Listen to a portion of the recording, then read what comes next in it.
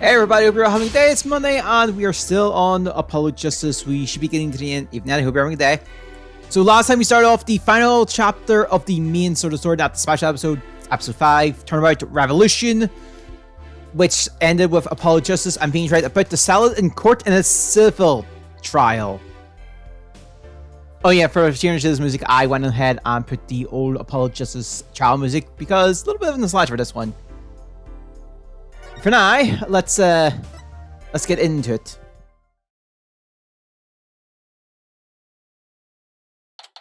May 17th, 10:08 AM, District Court, Defendant Lobby number 3. Just so you know, I'm not going to take sides. Message received, loud and clear. Good, because I don't like this one bit. You and I should be on the same team. Sorry, Trissy. Wow, she's really mad. I'm sorry too, little lady. This is all my fault.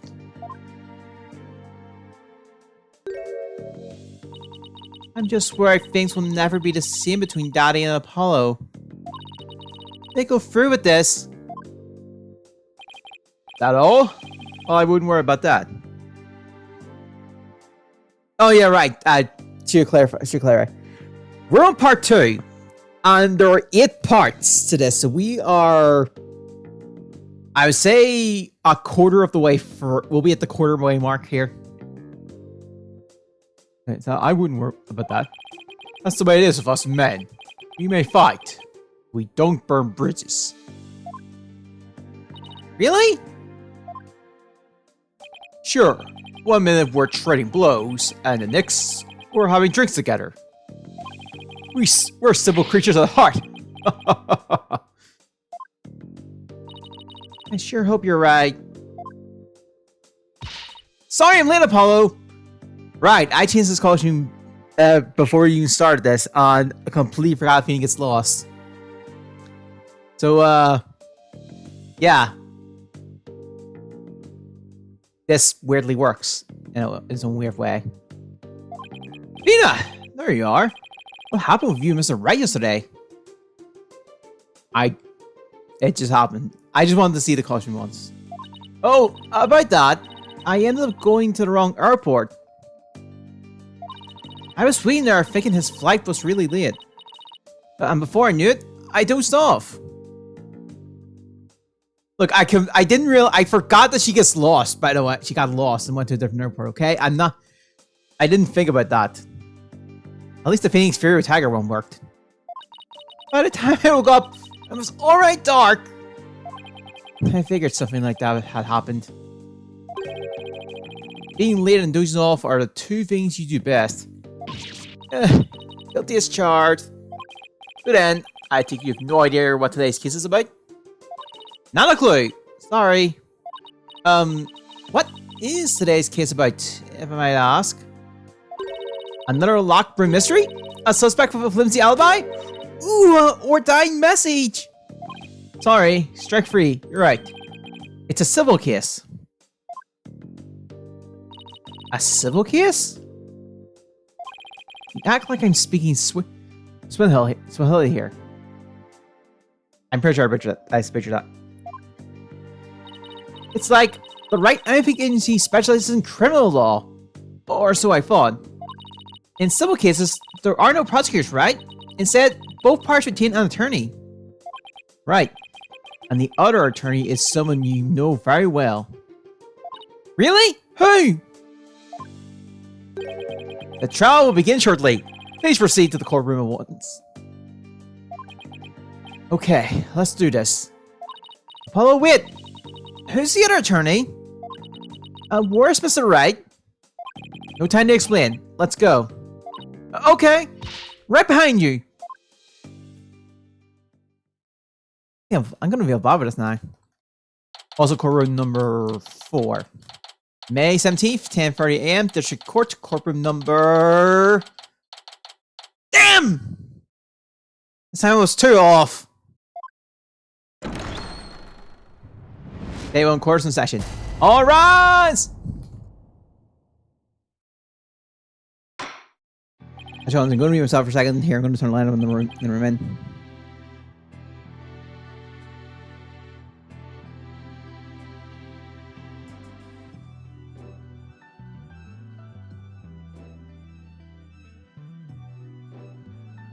Okay, we're all good. Force now section 4. Oh,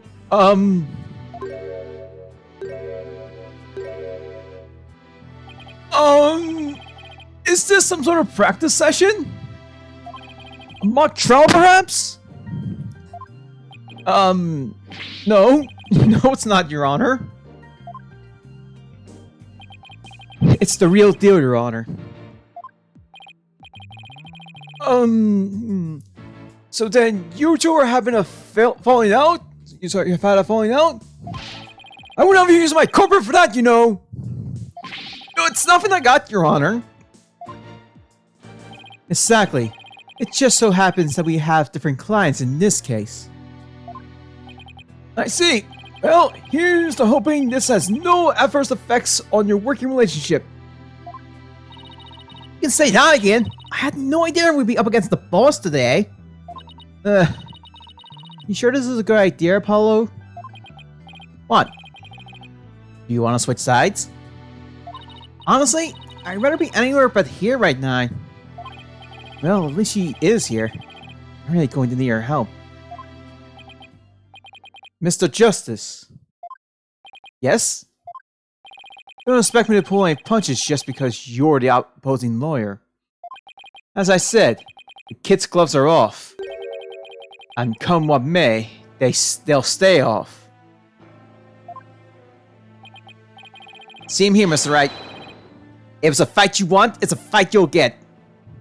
Oh yeah, right. This is gonna this has a bad ending, by the way, if we actually drop the gauge to 0 this time. Oh yeah, because the idea of having multiple bad endings in these cases are becoming apparent.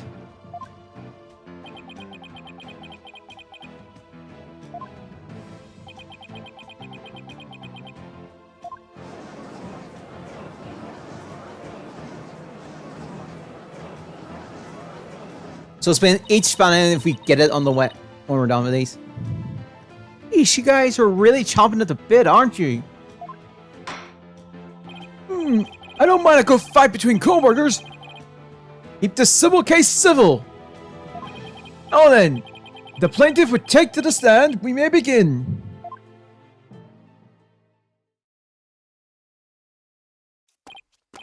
Right, left, halt.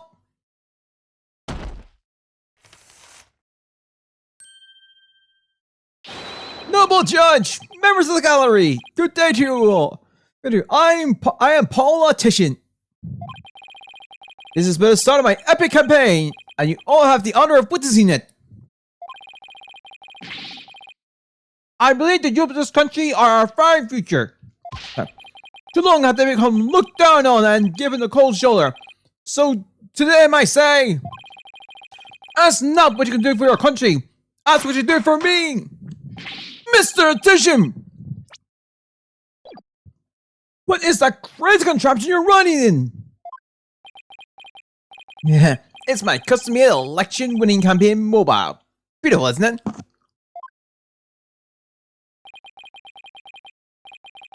You are the witness now, not a campaign podium. So come out there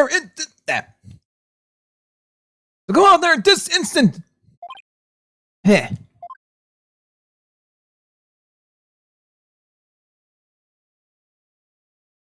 All right.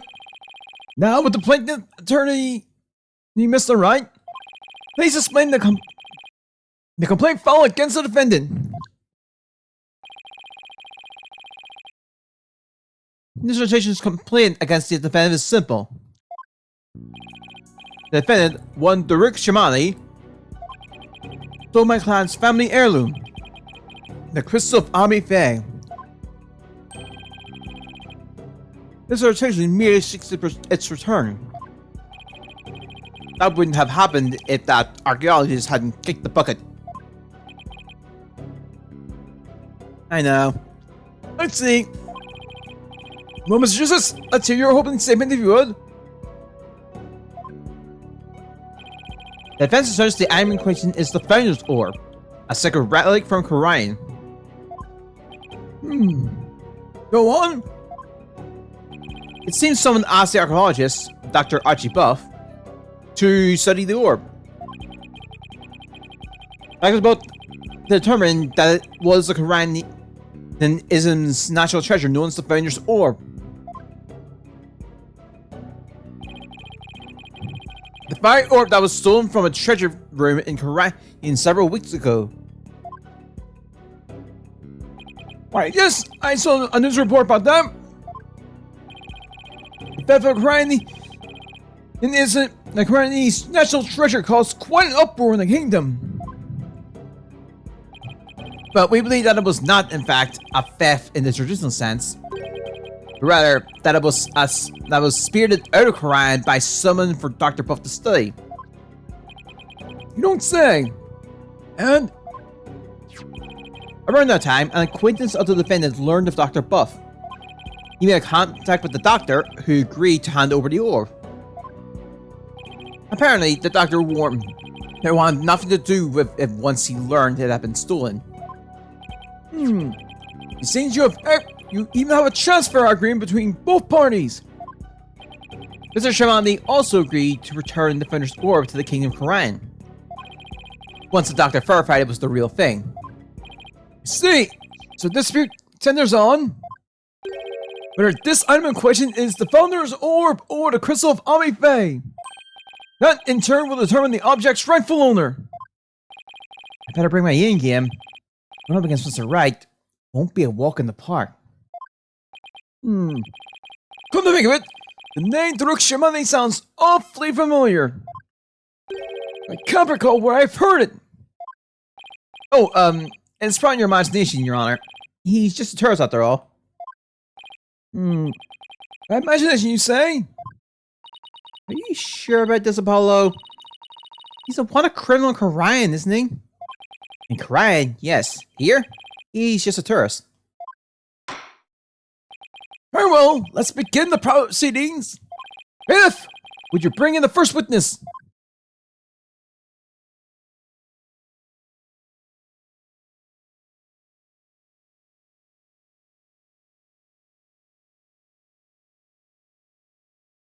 Emma? Show some manners. We're in court. I know, it's just... This is a civil trial. So I was surprised to see a detective take the stand. I had her do some digging on Dr. Buff. I had her do some digging, sorry. What for? You disappoint me, Apollo. First, you know I'm not just a detective. I'm a forensic scientist. Do you try to remember that? Second, you owe Mr. Wright an apology. After all he's done for you, you have some nerve. First, I'm sorry, and second, I'm really just trying to do my job. You'll never get away. Sorry, you'll never get anywhere with that attitude. Take some advice from someone who's been there. Why do I feel like I'm on trial here? Detective Sky! Your testimony, if you please!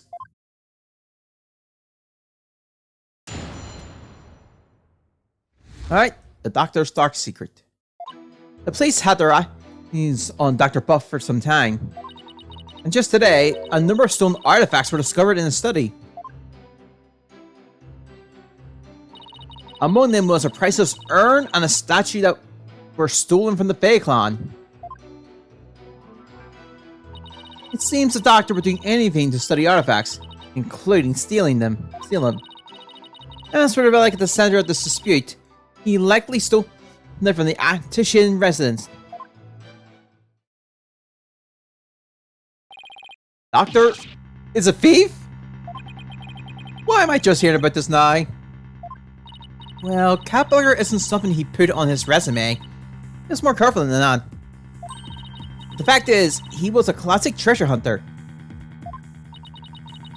A treasure hunter, huh? Like people who have thrilling adventures in exotic places, risking life and limb for glory. I thought Dr. Buff was the star of his own hit movie series, Afina. Out of respect for the dead, I will say that Dr. Buff wasn't doing it to get rich. Apparently, He only wanted to borrow artifacts to study them. He would then return them as soon as his research was finished. According to the doctor's child, he would even repair or restore some of the artifacts he stole before returning them. He believed he was honoring the dead by discovering their history through artifacts. No matter how lofty ideals he had, it makes no difference. Larceny is larceny. Yes, he certainly sounds no different from a regular thief to me. So, let's say for a moment that the doctor really did moonlight in stealing artifacts.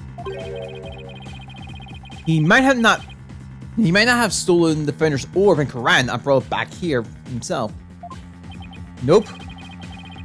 There's no record of him traveling overseas in the past few years. Plus, he couldn't very well leave his reclusive child at home all alone. And this really must be the Crystal of Amibang. Yes, he stole it from the Atishun residence, probably so he could study it. This is the lab pick I did not need. I bet you never saw that coming, Apollo. Yeah, Mr. Red says the kids' clothes were off. He wasn't kidding.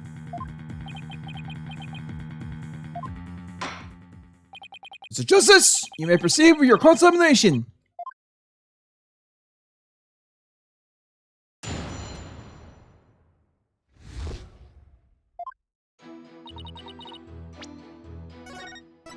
Alright. Hold it! That's what we do best. How expected the Dr. Buff a ruse of suspicions to the police anyway? Check out the good old-fashioned sleuthing. After investigating countless artifacts theft over the past few years, the police finally zeroed in on him, and the doctor became their prime suspect. A number of those artifact thefts occurred in Crime Village too, I might add. And they started right around the time the doctor moved there. But he was never arrested. I take it. Yet there was nothing concrete linking him to the crime. I mean, nope. Which is why we're never able to get a search warrant in the first place. It's hard to arrest artifact thieves unless you catch them red-handed. Still, the police had him under constant surveillance. Hold it! Are you sure these alleged stolen artifacts are the real deal? They're not fixed, that's for sure. Take this urn for example. Apparently, it's an extremely intricate work of art. Its design, cracks, and other features would be impossible to replicate perfectly. Actually, I have a few run-ins with that urn myself. So I was shocked to see it there in the doctor's study. I can say without a doubt that urn was stolen from the Fae clan. I see. I think it's going. Please continue your testimony if you would. Hold it! Were any other stolen artifacts found besides those belonging to the Faes? Yeah, for instance, sorry. Remember the large relief on the wall? It was translated out of some ancient ruins indicating the Quran several years ago. Just say so. I'm sorry. Chisel. Didn't it damage it? I misread that. Well, he did restore the parts that were so you could barely see them anymore. It seems he intended to return it someday. So what one could say his intentions were good? But good intentions are no free jail card, that's a fact. If I may, with respect for the deceased, the quality of the restoration was apparently exceptional. It seems the doctor invested a lot of money in hiring an extremely talented specialist. He sounds like a good man. He took a wrong turn somewhere. I guess Sarge takes after him in that way. Any further questions? If not... Hold it! Have these alleged thieves been going on for some time? At least 5 years, as far as we can tell. All the recent thefts have been local. Before roaming the Karang village, he had been stealing from ruins around the world. Dr. Buff was an international criminal? This tale lends itself to but one conclusion. Dr. Buff was a thief.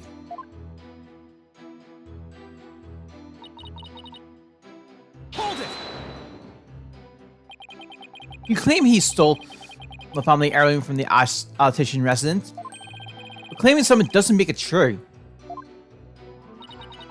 Unfortunately, it is true. How can you be so sure? A police report was filed concerning the theft. 1 year ago, in fact. What? A whole year ago? August 25th of last year, to be exact. The report says, and I quote, "The crystal of Amifae was discovered to be missing from the Attition storehouse at 10 a.m. The storehouse lock had been picked. Signed, Paul Attition Wimperton."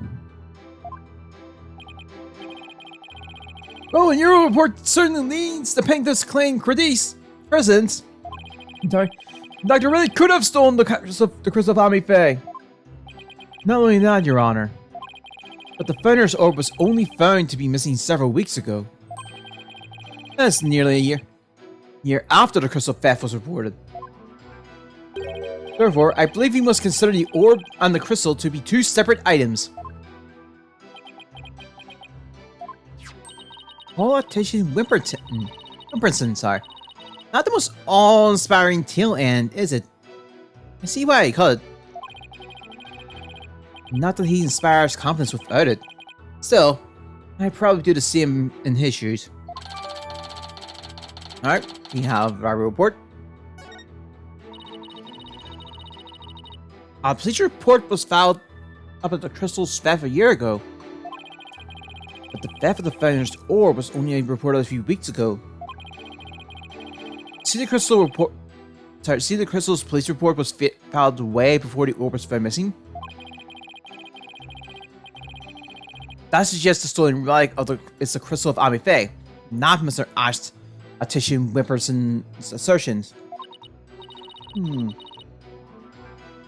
I think the police report is a fake. No, Emma is the one who submitted as evidence. Still, I feel like something we learned in that police report might be as important somehow.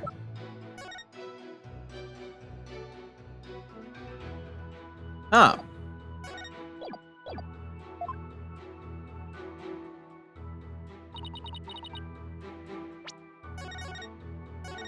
Alright.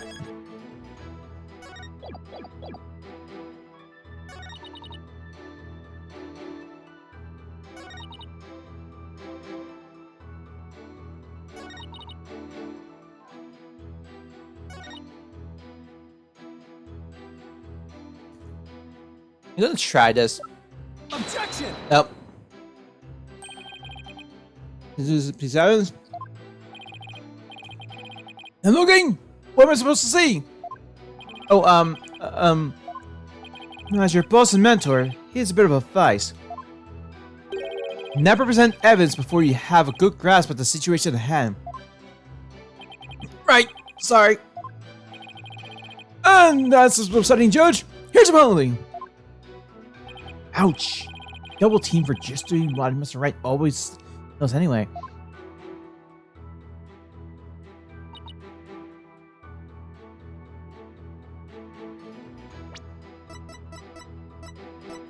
Oh, that's China email. Objection! It's the email. We're getting the point back. Right statement, wrong evidence. Objection! Of course, that's always gives me. It's almost like normally one off too. The doctor stole the relic from the plaintiff? Are you sure? Because that statement doesn't agree with a certain piece of evidence. What do you mean? Take a look at this. What about it?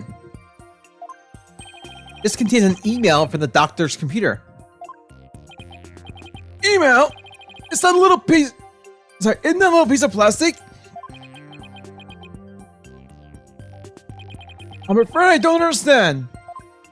Oh, this stick here can store all sorts of computer data. I still don't get it. Here, just take a look at this.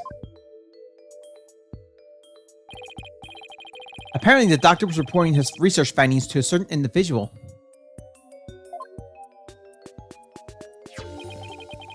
Now, take a look at this.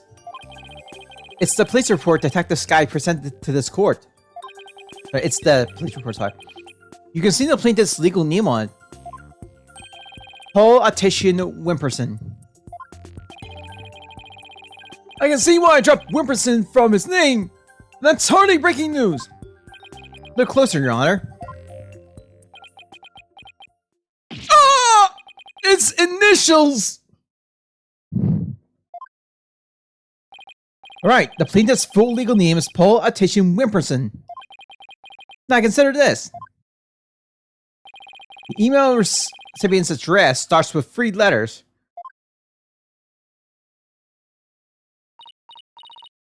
P-W-A? Oh! Don't tell me! Oh, but I will anyway. The individual who hired the doctor to study the dispute item is none other than Paul Attition Wimperson. Wait, then that means... Exactly. He wouldn't have asked the man who stole his family heirloom to study it. Therefore, how could this possibly be the crystal of Ami Faye? Ah!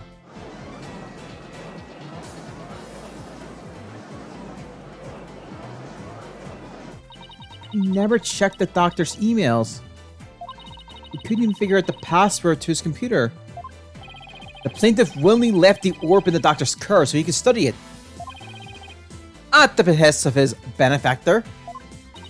Wait. Then what about the police report? I have all the details of the theft right here.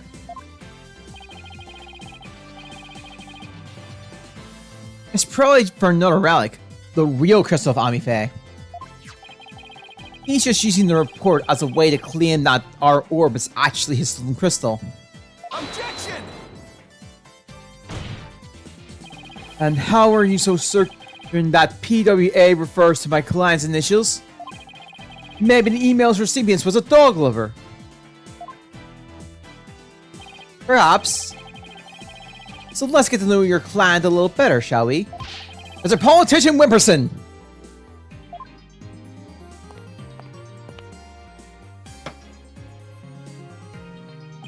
Yeah, I suppose shutting down detractors is all part of a politician's job.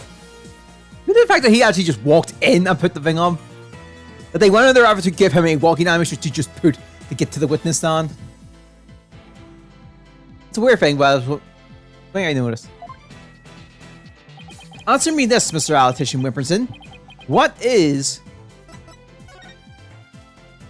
your birthday? What is your birthday? Birthday, it's July 11th. But what's it to you? Oh, I see. You can address birthday gifts to my office. But full disclosure, I only accept gifts valued at $1,000 or more.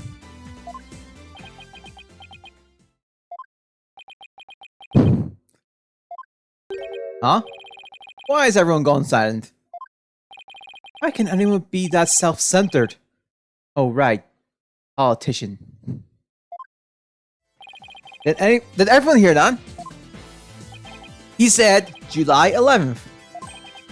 July 11th, or rather 7-11, matches the number matches the numbers in the email address. Both the name and name and birthday are a match. I hardly think that's a coincidence. Wait. Why, you sneaky little? Looks like someone finally decided to join the conversation. With the plaintiff card to explain, I would like to say that is quite a thing you've said. Any other thoughts? No further comment. I stand by my previous statement. Hold it! You can't just walk away. Even politicians have to explain themselves in a court of law. He walked back without us knowing. I'm afraid I simply don't know how it happened. I can't possibly explain matters outside of my purview. Perhaps it was a mistake on the part of my secretary. Oh, no you don't, you slippery eel. Mr. Wright, would you care to respond? I wouldn't argue your assertion. My client lent the treasure in question to the doctor and asked him to study it. It seems that much is a fact. Now we're getting somewhere. However, it has no bearing on the issue of ownership. How so? Mr. Altician, I fully understand your position here. You had to hide the fact that you sent the crystal out to be studied. Your family would have been very upset if they had found out. It's a family heirloom after all. You've got to be kidding me. Mr. Wright is, well, right, of course. But then, he always is. That's why he's my lawyer. The crystal's a precious Attention family heirloom, and has been for centuries. But Dr. Buff was so eager to study its proud heritage, I just couldn't say no. I didn't even tell my grandfather. Objection! But in order to win back the backing of your so-called benefactor, you were going to give what you claimed to be the crystal of Amife to that person. You were going to give a precious family heirloom away, just like that. I was going to explain everything to grandfather later, honest! My client's grandfather is very proud of his grandson for following his footsteps. And if refusing him would have meant dashing the dreams of his darling grandson, I doubt the kind old man could have said no. Well, grandchildren are meant to be spoiled. That's what grandfathers are for. Your Honor, please. I mean, it's been in the family for centuries. My grandfather thinks highly of my talents as a politician. Also, I'm pretty sure I messed up somewhere in that no sentences. That's why he entrusted me with this very important nameplate card today. What card today?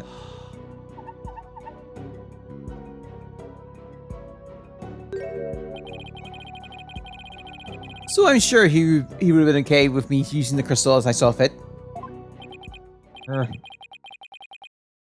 Grandpa's spoiled little brat. I think the judge is spying on Apollo. No surprise there. He's always going on about his own grandchild after all. Excuse me. Can I leave now, Mr. Wright? I believe my work here is done. By all means, Detective Sky. Thank you for your assistance. You're welcome. Nice to testify at a civil trial once in a while. See you around.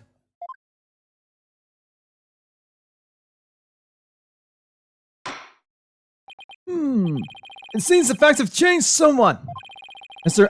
Titian Wimperson apparently lent his family heirloom to Dr. Buff. Mr. Justice, how would the defense like to proceed? Oh, alright. Now what? Apollo, let's hear what they know about this so-called Crystal of Amife. Maybe we can find some inconsistencies in their statement. Right. Okay then, Mr. Wright.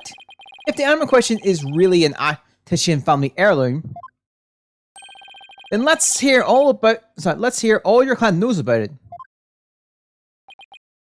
Of course. Mr. Titian Optician Whipperson. Please tell the defense everything you know about the crystal's origin. Alright, now then, listen and learn. This is the tale of the Crystal of Amife and the illustrious history of the Attition clan. Are you ready? Our story begins back in the old country, when the Attition family reigned supreme.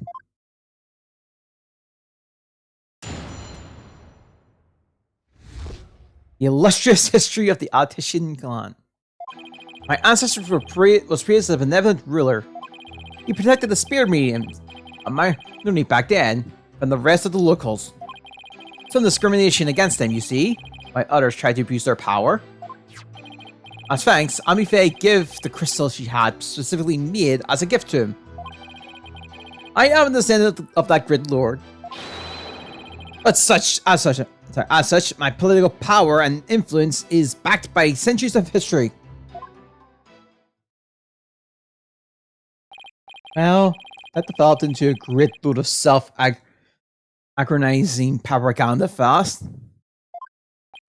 As you can see, the Crystal of Amife is an heirloom of the esteemed House of Attition. And you have proof that has always been in the Attition family? I have someone who gives a statement to that effect. My client's neighbor, one Ivis Shinato, age 85, gives this following statement. The Attition showed me the crystal back when I was but a lad. Objection! Can we trust the memory of an old man? Mr. Justice, would you care to explain that statement to the judge? Oh, I didn't mean... What I'm trying to say is, never underestimate the memory of your elders! I may forget my verdicts the next day, but the memories of my past are clear as day. Therefore, I find Mr. Ivis Shino's statement to be perfectly credible. Wow. Did you see how Mr. Wright got the judge on his side? That's definitely a trick I want up my sleeve. You're not helping, Athena. May I cross-examine the witness, Mr. Justice?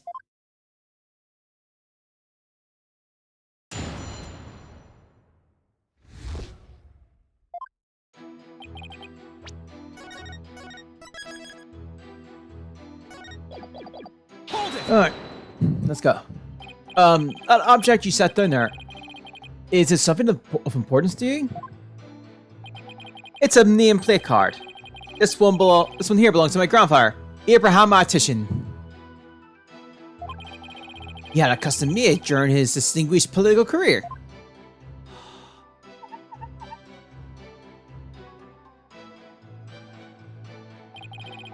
It's special because it was crafted from the finest Italian plastic.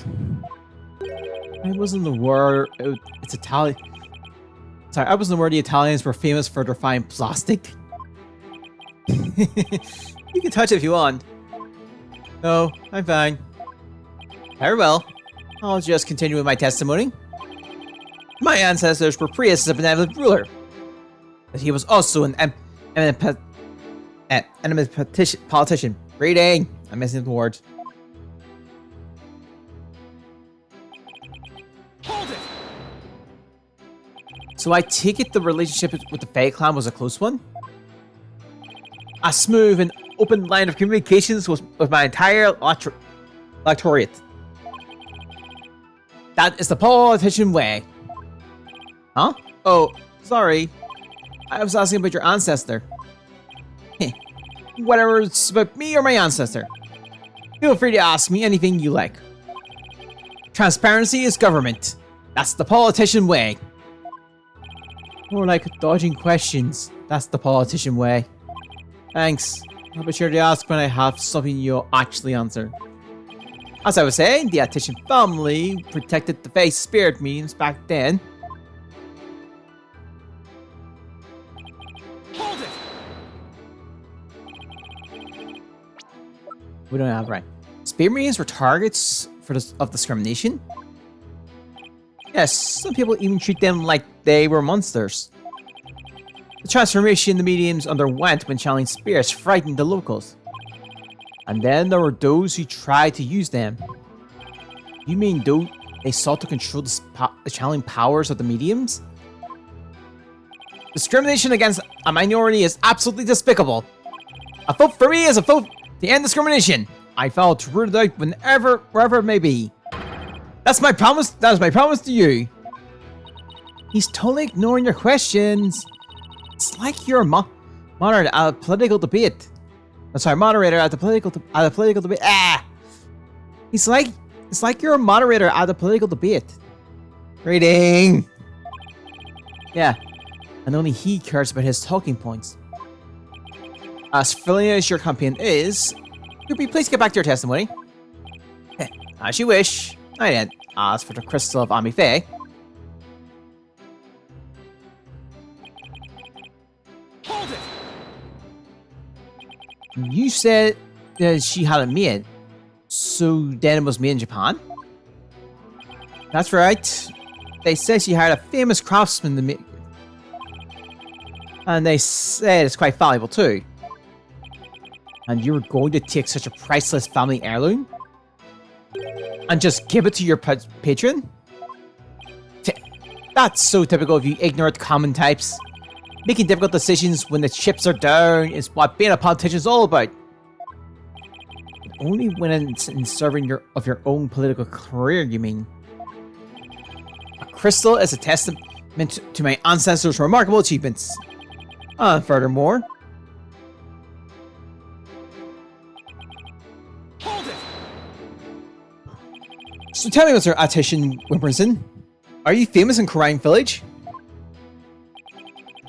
You could say that, but I find my popularity to be rather bemusing. Bemusing?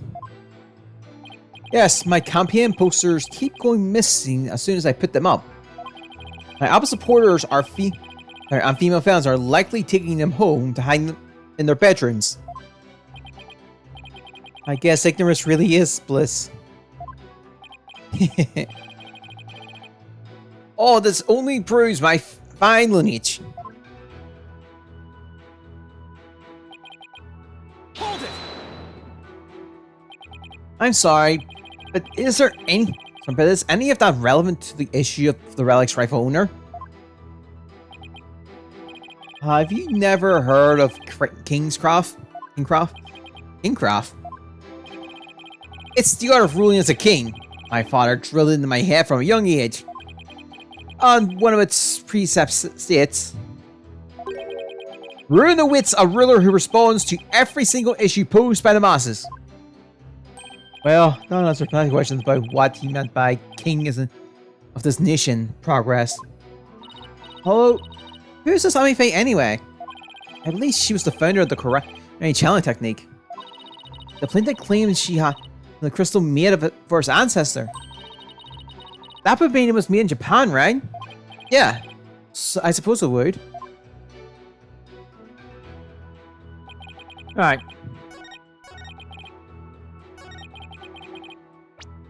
I do feel this is the statement we need to focus on.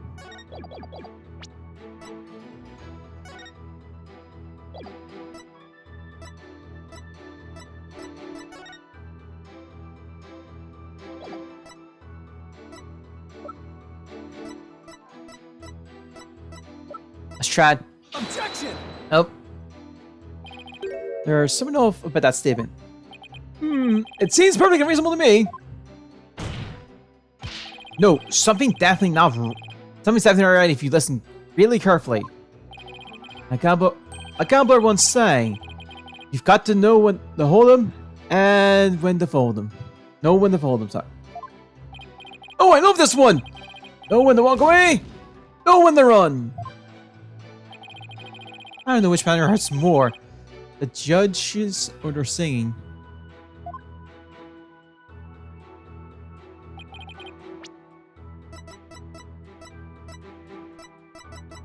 Objection! We'll grab the points back. I don't know if these are going to carry over in the long run, so we kind of need to. Objection! I'd say I was bringing the two, but you said that Amife had the crystal made from your ancestor. Sorry, for your ancestor, sorry. So, am I to assume it was made in Japan? That's right. The craftsmanship is unbeatable.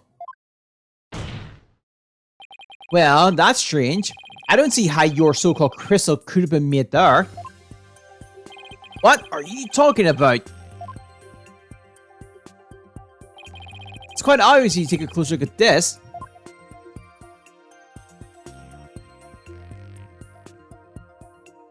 I'm just gonna try it here. Take that! Oh, this. Take a look at the distinctive design here. According to Dr. Buff, it's a metal motif dating back to the early days of the Kingdom of Korian. Kingdom of Korian, huh? And you base this on... Here. This piece of evidence, Your Honor. These are the doctor's research notes on the Founder's Orb. This is the box in which the orb was originally stored. It features the same pattern as the one found on the orb. They do look like the same pattern. Therefore, I assert that the dispute item must have been made in the Kingdom of Korian. Oh! Hey, my play card! Objection! The Korian channeling technique originated in the Kingdom of Korian. And Amife is known to have traveled there to train. With that in mind, what's to say that she didn't bring that platter back with her? Objection! But since this is clearly a Korianese design, not even you can deny the possibility that it was made there in the Kingdom of Korian. Objection! Anything's possible to some extent. That doesn't make it true. So you can't conclude that the orb is from Korian based solely on that pattern.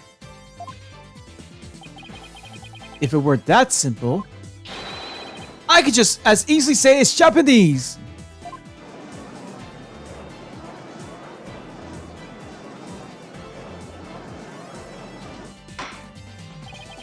I have the grain for right. The pattern alone proves nothing. That also means there's no basis to claim the item in dispute was made in Japan either. At this rate, we're going nowhere fast. That's right. We're just spinning our wheels here. So. I wonder if we have any evidence that could break this stalemate. Evidence that could break this stalemate.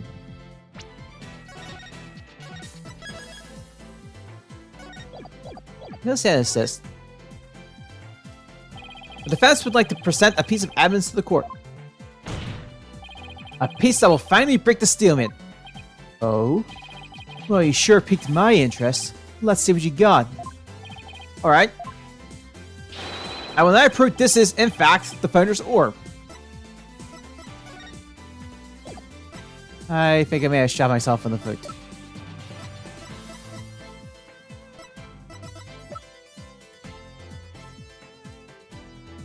Try it. And just how does that prove? How does that piece of evidence prove that the relic is the Founder's Orb? Doesn't, does it? Not by any means I can fathom. Sorry, Apollo, but I have to agree with the boss on this one. Me too, actually. Be free, defense! Yikes! Time to rethink that one over again, Mr. Justice? Yes, Your Honor. Evidence that could break the stalemate. There doesn't seem to be anything we use, at least not at this point. Well, at least we can find something. This trial won't be going anywhere.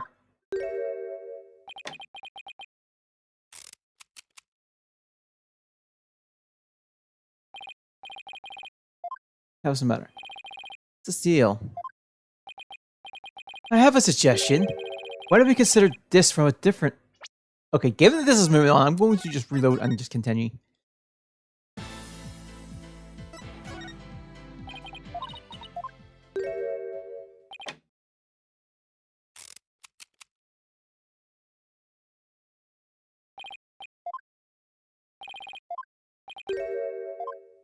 I'm listening.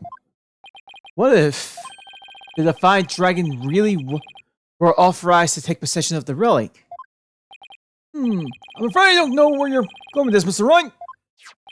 Considering the orb's transfer agreement, which states, I agree to hand over the Founder's Orb to the Defiant Dragons if I will come to no harm. What if, as the last part suggests, this was written under duress? That would render the agreement null and void. What are you suggesting, Mr. Wright? While you were on your little cave expedition, I was investigating Dr. Buff's accident. And there was something you overlooked, Mr. Justice. Namely, that his accident might have actually been murder. What? Murder?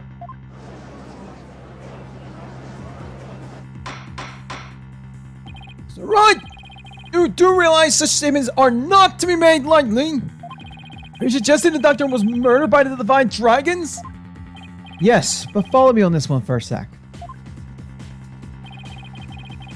The book that came tumbling down were from the archaeological shelf. However, among that mounted of books was a single volume on psychology.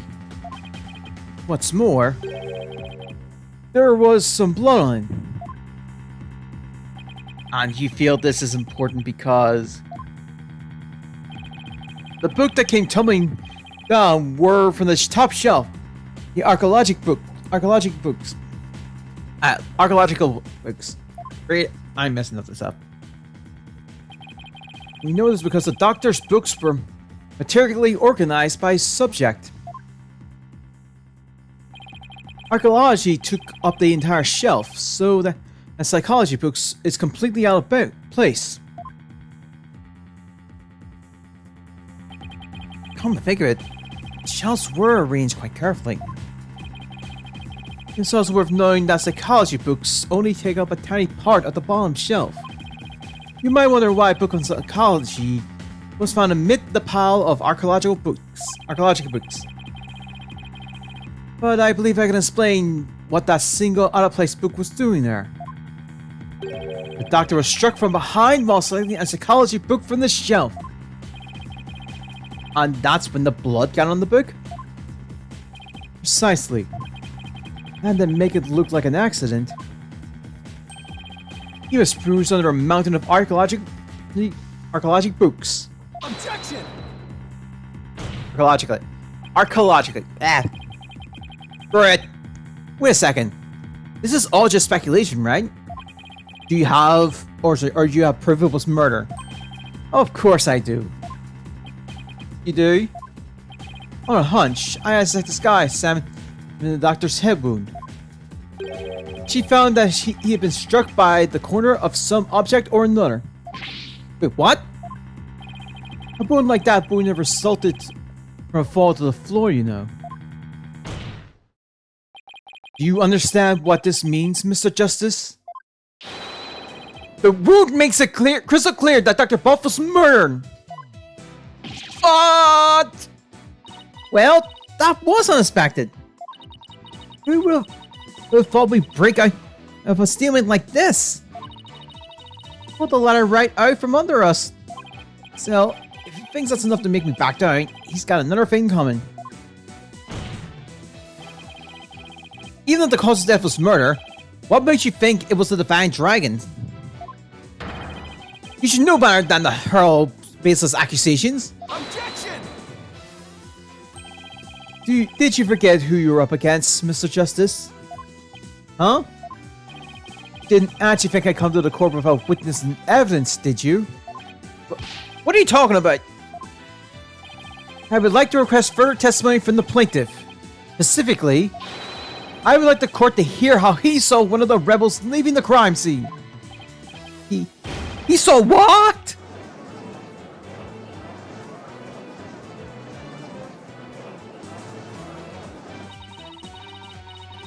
If he can prove it was murder, that's the end of our clan's right to the orb. Did he have this up his sleeve the whole time? I think was the right do this to us. He was just waiting to spring this trap.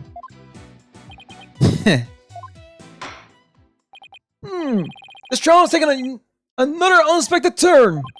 But I must mention, Mr. Wright, that you have yet to identify the murder weapon. The object used to commit the murder was not located at the scene of the crime. The murderer likely disposed of it elsewhere. Well, now you have an autopsy report. Was struck on the head. Was struck with the corner of some object. Time of death is between 10 and 11 p.m. Well, I never thought we would be deliberating the issue of murder at a civil trial. Alright, Mr. Attention Whipperton. Your statement, if you please. When did he walk away? Prepare to be dazzled. Dazzled by charismatic or Horizon 4 turns in the crucible of campaign battles.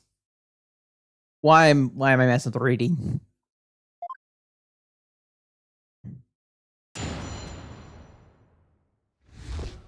The rebel's crime. That evening, I was walking alone, lost in thought. I passed by the doctor's house, and that's when I saw Mr. Rebel. He was running out at the front. He was running at the front door.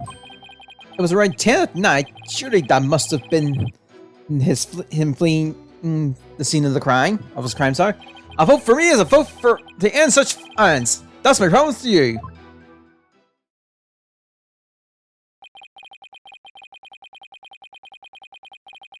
The plaintiff saw a possible suspect fleeing from the doctor's residence. And it was within the window of the estimated time of death?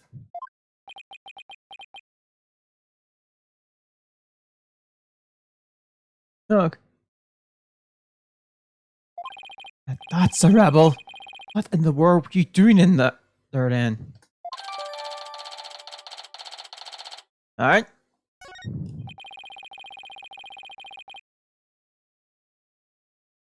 It seems Mr. Rebel was loitering about Karine Village that day.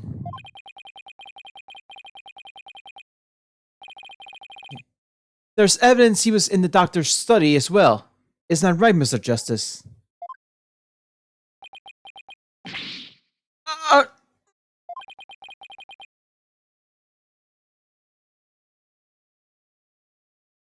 You mean the suitcase?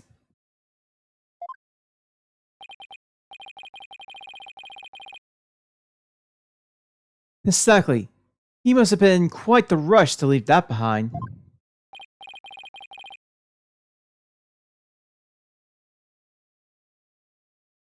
Oh, by the way, Your Honor, Mr. Earl just so happens to be sitting in the gallery today. Ah! See? That's him trying to escape as we speak. Ah! Oh yeah. Don't let that man get away! Right, you backstabber! What are you doing? Why are you doing this to me?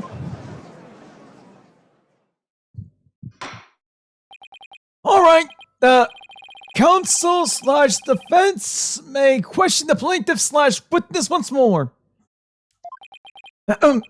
Please proceed with the justice.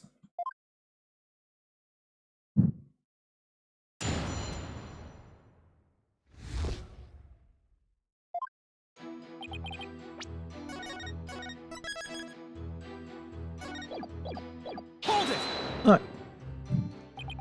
Why were you taking a walk? Society is inundated with serious problems that must be solved, and as a politician, I'm always in the job, thinking hard about possible solutions, even on my walks.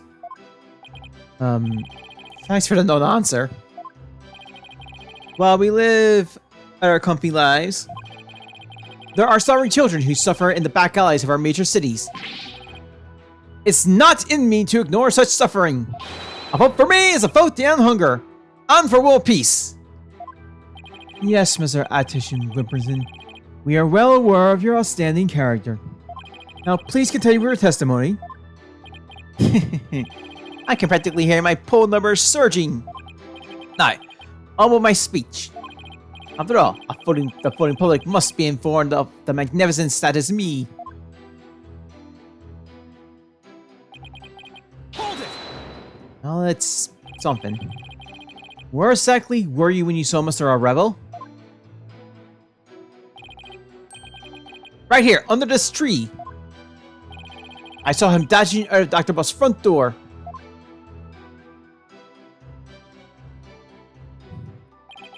And he didn't notice you?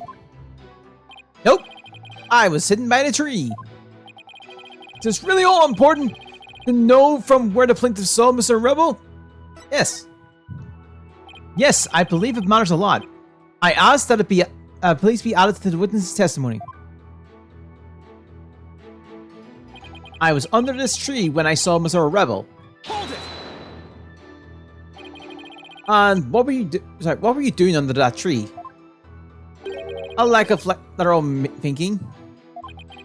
That is a politician's downfall. What? That is why, if I'm elected, I promise to think outside the box. Question was, what were you doing under the tree, Mr. Artisan Wilberson? I suppose I kind of expect the plebeian in such as yourself to understand my grand design. Oh yeah, try me, oh lord of plebs. Mr. Artisan Wilberson, I believe the court is well aware of your grand political vision. Now, let's have the rest of your testimony, if you please. I can hardly wait for the upcoming election. Hold it! Did you notice anything unusual? Yes, his behavior was incredibly suspicious. His eyes were darting all around as he ran off in total panic. And since I saw that, I knew he had done something, and it probably wasn't good. Despite that, you still didn't report it to the police? Who would have thought he had killed Dr. Buff? Not me. That's why I didn't report him. The witness didn't notify the police? Is that an important statement, Mr. Justice? Also, yes. Yes, it is. Yes, important. I request that the witness added to the testimony. Okay. Sure, why not? I had no idea that Dr. Buff was dead. That's why I didn't call the police. Hold it! You had no idea he was dead? In other words, you knew nothing about what had happened? I am truly ashamed of myself. What? There's been a gruesome murder in my beloved village. What a fool I've been. I was thinking only of the village's future and world peace. It seems my earnest attitude and industrious nature have come back to haunt me. Only a politician would try to pass off self-aggrandizement and self-deprecation. Reading. Hello. Think this is how all politicians will be from now on? We're all doomed if they are. Don't mind, I'd like to continue with my testimony. Hold it! But at the time, you didn't know the doctor was dead, is that correct? It's true that I've been known as a prodigy from a very young age. Huh? I graduated high school and college with exceptional grades. As class president, I reformed state-owned school traditions. My exploits were even covered in local papers. But as exceptional as I am, I can't possibly be expected to know everything at all times. This isn't working. It keeps bending the question to serve his own needs. Hang in there, Apollo! Mr. Artisan Wilberson, I believe the court is well aware of your exceptional nature. Now, would you please continue with your testimony? I have the upcoming election in the bag. Hold it! So, how do you actually intend to end such violence? Elite politicians such as myself never reveal their strategies. Did you really think I would divulge such sensitive information to the likes of you? Yeah, but surely you have some sort of campaign platform you're running on.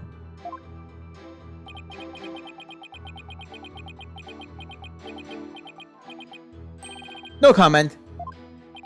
Clearly, he is a platform. Told by an idiot, full of sound and fury, signifying nothing. He said he saw dots from under the tree. If that's true, then did you figure something out? Yeah, I think he's hiding something. Let's take another look at the evidence, Athena.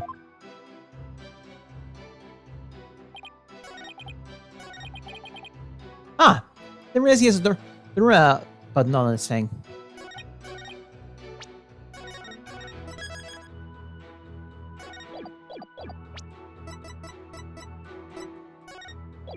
Objection! It's oh, we already had that one.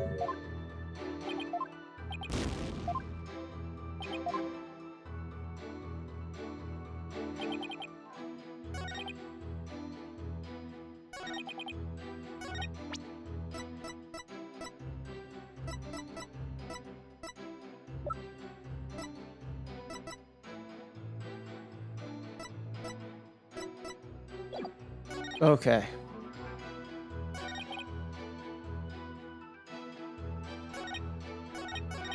I do think it's this statement.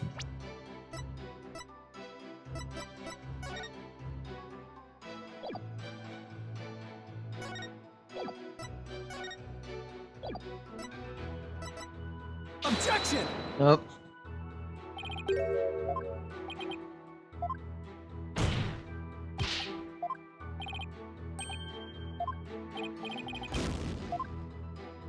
Alright.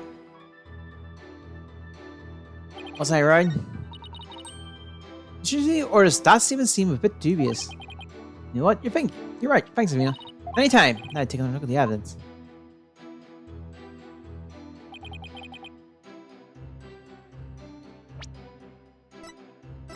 Objection! I was just fully wrong on that one. Once I saw the thing, I realized. Objection! Alright. Mr. Attention Wimperson. Rather than Mr. Rebel, wasn't there something else that should have had your undivided attention? Like what? Oh, yes, of course. A politician must also keep his finger on the electoral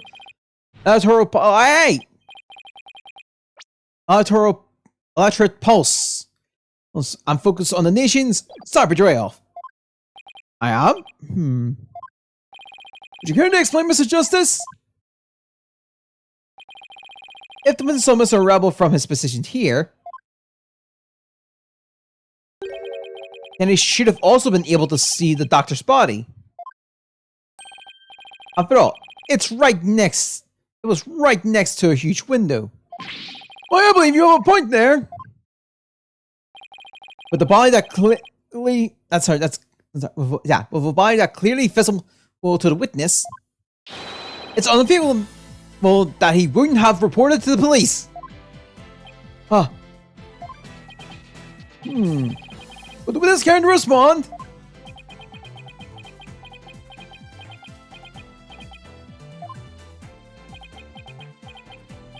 Did he fall asleep? Mr. Attention Whipperson?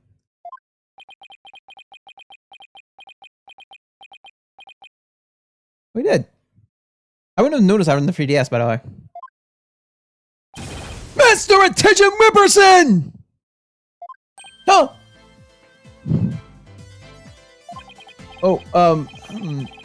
There are many sides to any issues. What did I ever do to deserve this? In any case, I'd like the court to acknowledge the inconsistency in the witness's testimony. Mr. Attention Wimperson, did you really see Mr. Rebel? Yes.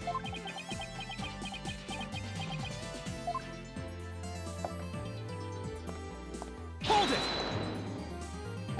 Where do you think you're going?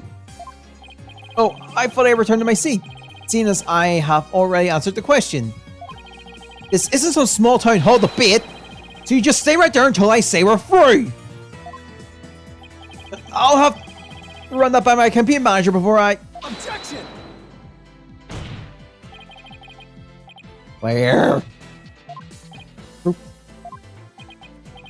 Mr. Attorney Whipperson, I think it's time for you to come clean. Huh? So then, does that mean he didn't see Mr. Rebel? As your lawyer, Mr. Attorney Whipperson, I advise you to follow that matter we discussed. Silence is no longer an option. Are you sure about this? I'm in the midst of running for office. I can't afford to let any strange rumors get out. Don't worry. You won't suffer any blowback from what you're about to reveal. Blowback? I'm not sure I like the sound of that, Mr. Roy. Not to worry, Your Honor. Nothing untoward will come of this, I promise. Now then, Mr. Justice. Remember how it was an anonymous caller that reported the doctor's death? Come to think of it. Who was the first one to discover the body? About that, whoever it was, it seemed they wanted to remain anonymous. What? It happened in Snap again.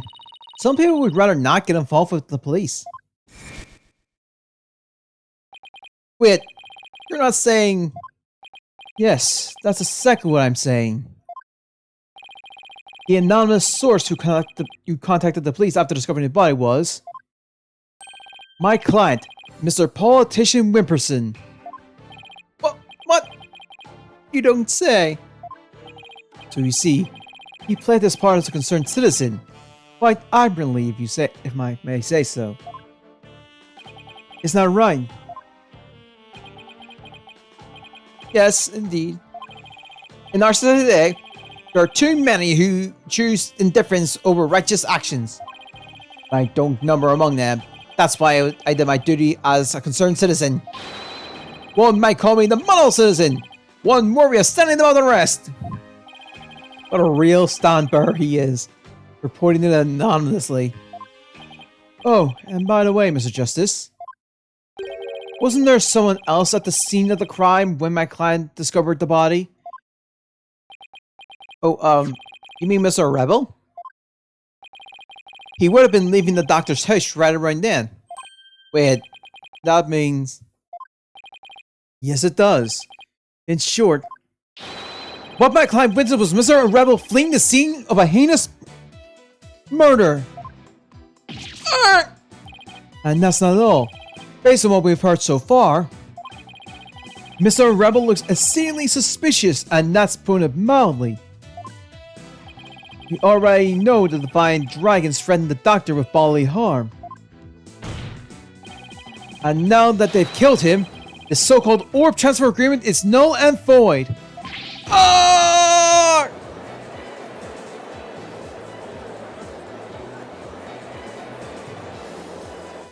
Apollo, if we don't come up with some sort of counter-argument, and what sort of evidence do you have? Can you prove that it was Mr. Rebel who killed the Doctor? That move has desperation written all over it. That's all I've got, so I'm going with it. Evidence. I suppose it's true that I don't have any. I knew it. But I do have another witness. You do? You should know I always come fully prepared, Mr. Justice. And my new witness will provide testimony proving Mr. Rebel's guilt. A new witness? I wonder who it could be. Well, Elif, please summon our new witness. In the meantime, this court will take a brief recess. I would like both sides use this time to prepare properly. Understood?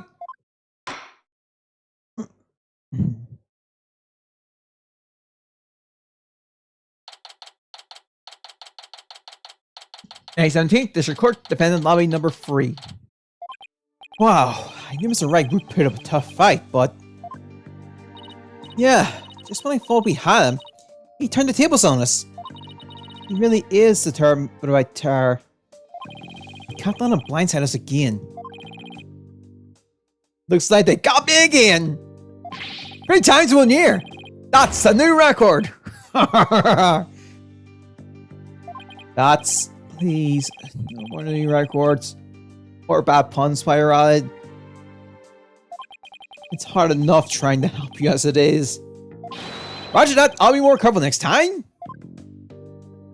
But, is what Mr. Wright said true?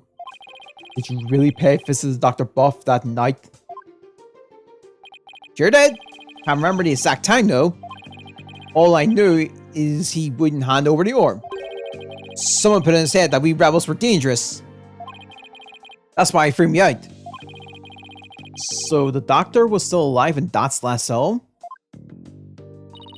We still have to prove it though. Better brace yourself, son. The next witness testimony could make or break this case. Yeah, I know. Hey, where's Trucy? She went to go see her dad. Maybe she's still mad. More like worried. Worried that this trial will create a rift between you two. And that you might then leave the agency. She has an active imagination. Excuse me, the trial will resume shortly. Oh, let's go see what new testimony awaits us.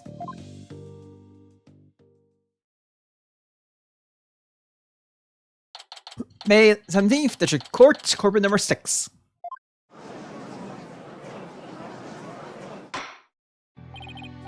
Alright, court is back in session. It's alright. Said you had a witness. Your Honor, I would like to call the lone survivor of the doctor's murder to the stand. Wait, he can't mean that Sarge is here? You mean Dr. Buff's reclusive son? How'd you get him to cooperate? Nothing a little persuasion couldn't handle. The poor child only agreed to help if it meant catching her killer. Getting a kid like that to overcome his fear. Now that's impressive. That must have been really important in testimony for the kid to come out in public like this. I'm almost right. Let's call your witness to the stand.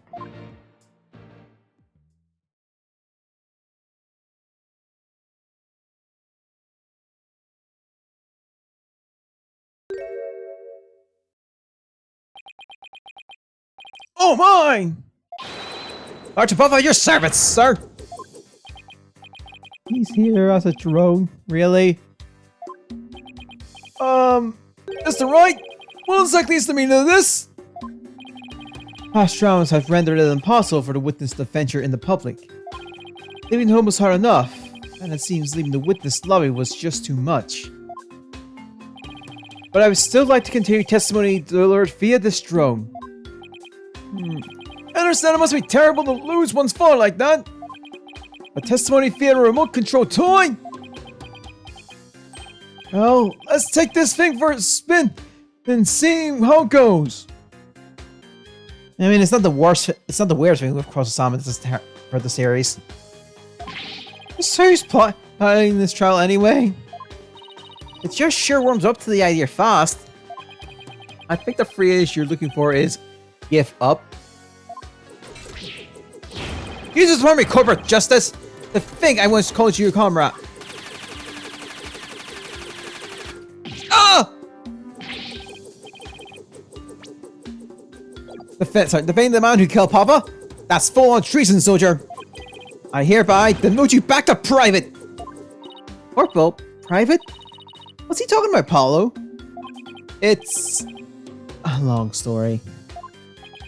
Well then, are you ready to testify, youngster? Locked and loaded, sir. Rider in land down upon the perpetrator.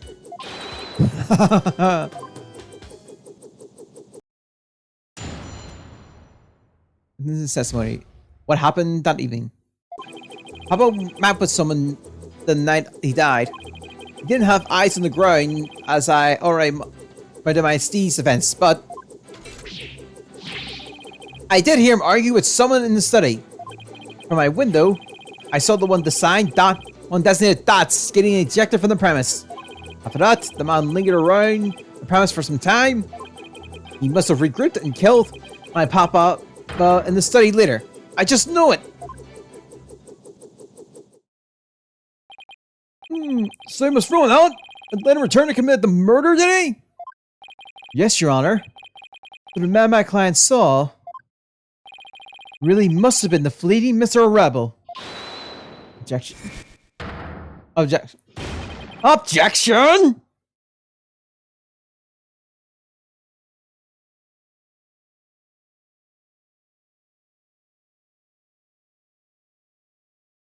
Right! You backstabbing no good. I didn't kill no one! It's the enemy! Ready all missiles and fire! Whoa, whoa, whoa, whoa! Capitalist pig, I'll turn you the pork stroganoff. And that's just a taste of my ultimate anti-spying weapon. Whoa! It fires missiles too? Yes, well, the witness is all yours, Mr. Justice.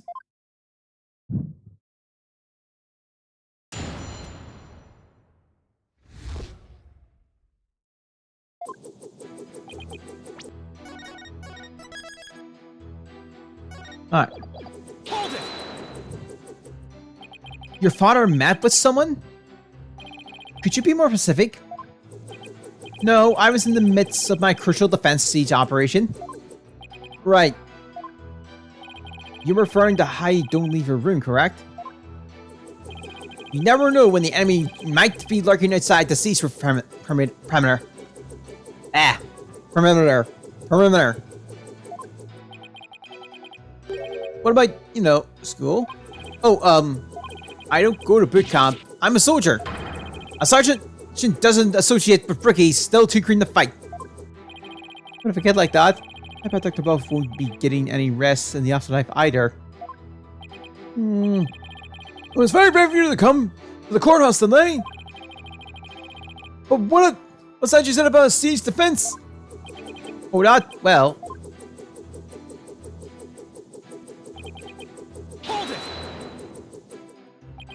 Sarge? I've always wondered.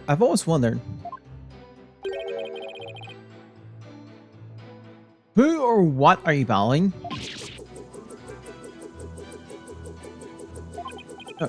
That's classified. Even so, it may be relevant to this case. Objection! I don't know if you're the right person to be asking about things like that. That's right! Such matters need to be handled with a certain delicacy. Oh, I guess curiosity got the better of me. You're all talking no action, soldier. Out of the battlefield. Oh, sorry, out on the battlefield, it ain't the number of pretty words in your repertoire, but the number of bullets in your gun belt that counts. Easy for you to say. You're the one with all of them.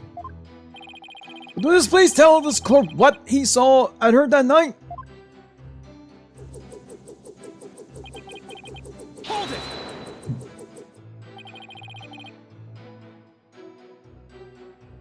Okay. What was the argument about?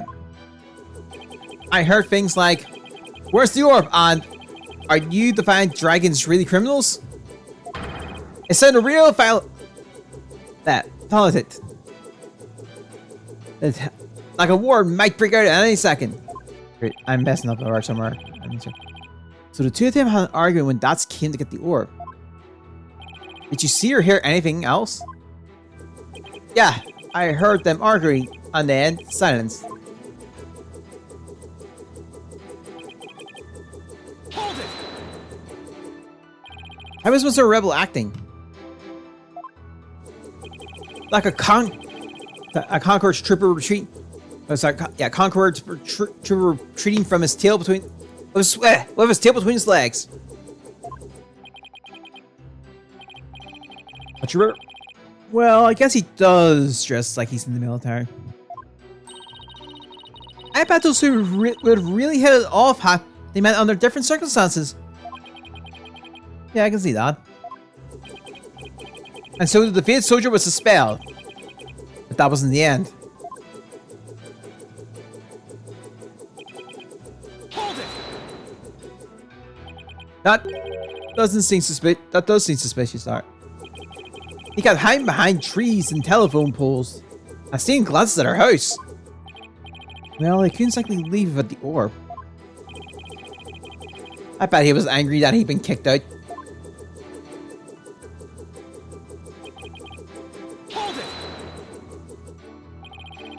But don't you keep your front door unlocked? If so, anyone could get in. So then anyone could have gone in. That's true, Papa didn't keep our house locked up. He said there was no need because there were only good people in Karine Village. Yet he ended up dead anyway. Only a monster could do what they did to my kind, trusting Papa. There will be no mercy. I vow swift and terrible vengeance. I'll cover bomb the killer with everything in my arsenal. Fire!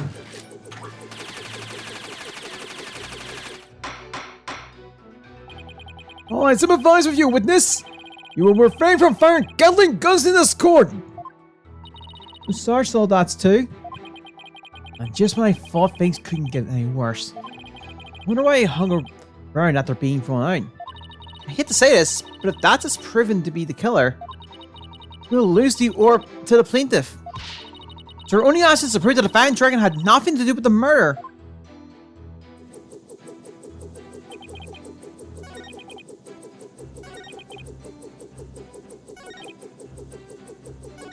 Okay.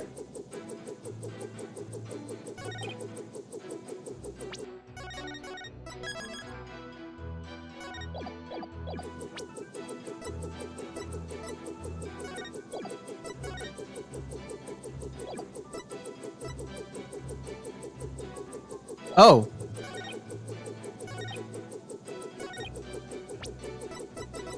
Objection! Damn it.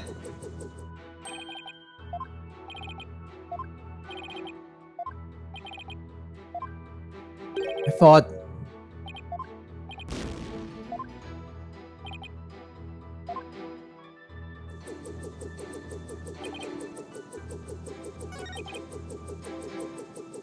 Hold it! Try pressing.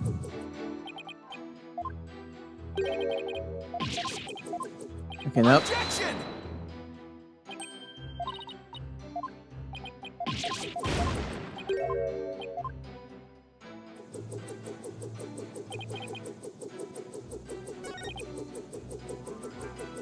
Oh, shoot! No, I realized it now.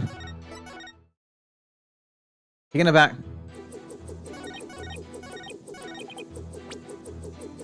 I revolved. Objection! This has a camera.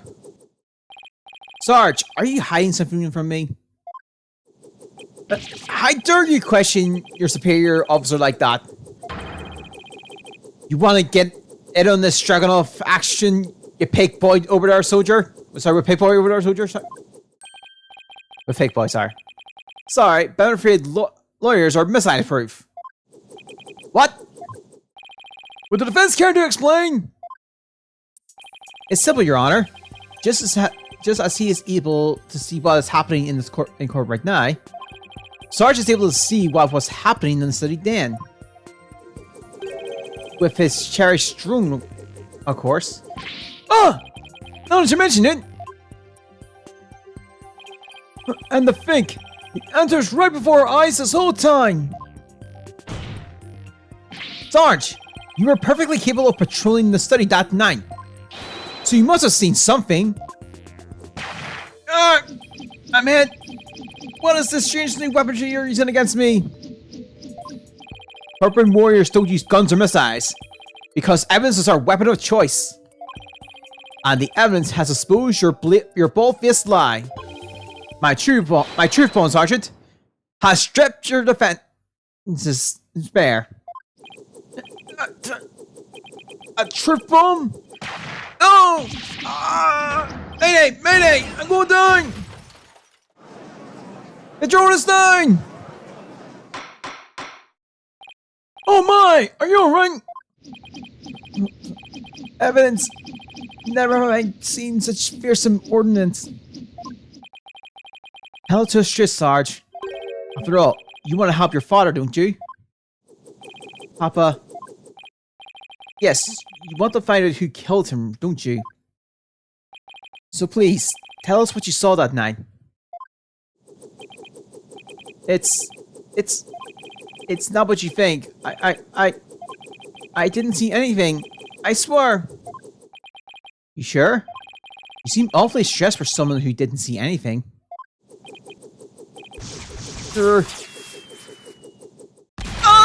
Ah! Ah! Sarge, you need to answer my question. Shut your pie hole, maggot! It'll be a scorching day in Siberia before a lowly private like you orders me around. What's with him in Siberia, of all places? But if a scorching day is what I'll take, then maybe it's time to turn up the heat. Hey, Fina, you think a fire session might help? Well, it could help alleviate some of his anxiety. Plus, I'm picking up a lot of discord in Sarge's voice. The usual need... But that usually means the patient wants to say something but can't for some reason. And in Sarge's case, I imagine whatever's plaguing him is pretty severe. In that case, I'll leave it to you and your mood matrix magic. You got it! Your Honor, I believe I can be of help here. Time for a therapy session, is it, Miss Sykes? Yes! It will help the witness with his anxiety. Maybe even enough to testify. And by all means, please bring this poor child out into the light of day. Oh! I assume this will be alright with you, Mr. Wright? Why not? It's not like we all haven't been through this before. What have you been in for, lady? This ain't a place on this battlefield for you. Sorry, there ain't a place in this battlefield for you. Objection! I beg to differ, Sarge. This Gian's always ready for a fight in the courtroom. I'm waiting until you see what I've got in my arsenal. Analytical psychology. With it, I'm going to blow a big ol' hole in that armor you've built around your heart. Arrgh! First evidence, not analytical psychology? Where are these WMDs coming from? Well, if it's all you want, bring it on. May have started this war, but I'm going to end it. Corpse woman Sykes. You got it, Sarge. Time to seek out the ink getting buried deep in your heart. Brace yourself.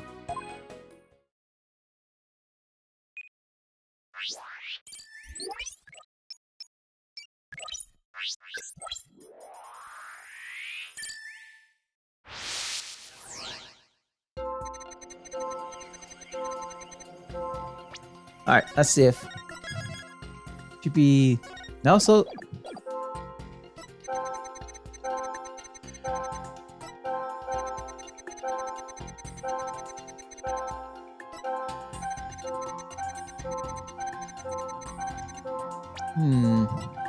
Got it!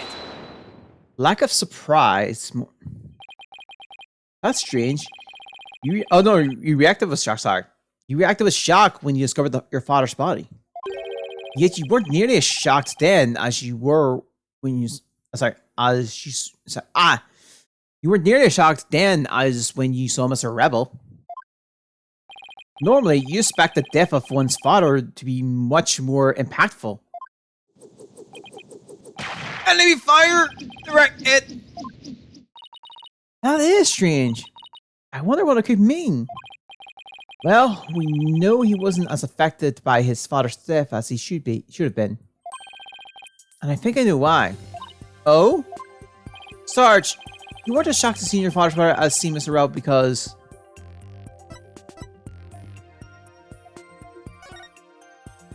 Did something else shock you when you saw him as a rebel? Something even more shocking than your father's death? Like what exactly, Apollo? I don't know. Maybe a mouse or a cockroach? Ew. Gross. Foolish kind of fodder! Vermins are powerless in the face of my deadly arsenal. I'll pump them full lead. Something's kind of messy, don't you think? Then I'll develop new weaponry. Maybe a flamethrower will do the trick. Sure, as long as you keep it for vermin use only. This wasn't something like mice or cockroaches after all, huh? No, but it was worth a try. Especially to see your reaction. What else could it be?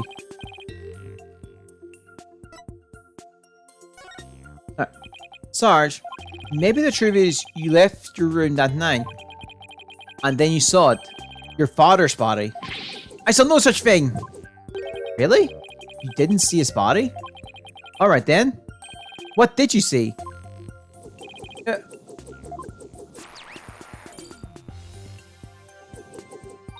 Look, Apollo! We've lost some noise! So it's just as I suspected. He really did see something. Sarge, please, tell us what you saw. Oh, but...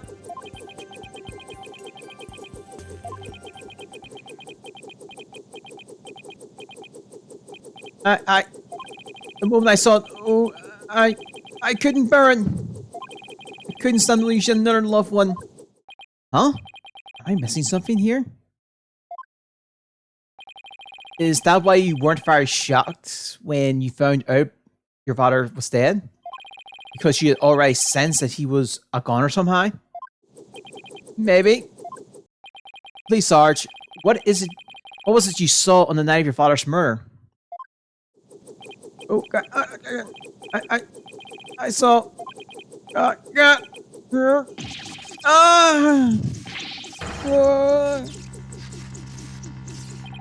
What's happening? I don't like where this is going. No more, please. Hey, help!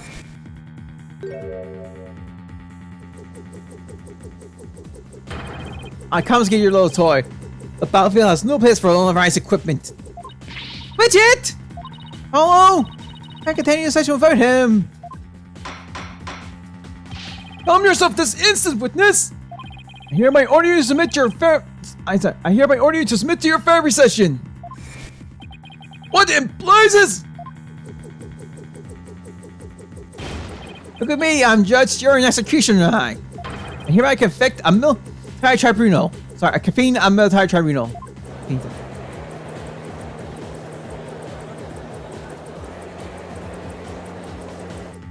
Whoa, whoa. This is going way too far. Bailiff, arrest that drone this instant. Stop persisting.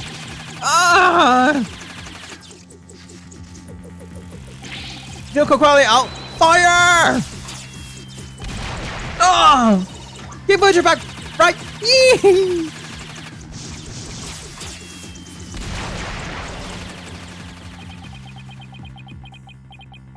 If they do this animation as an anime series, I totally want this part to be animated.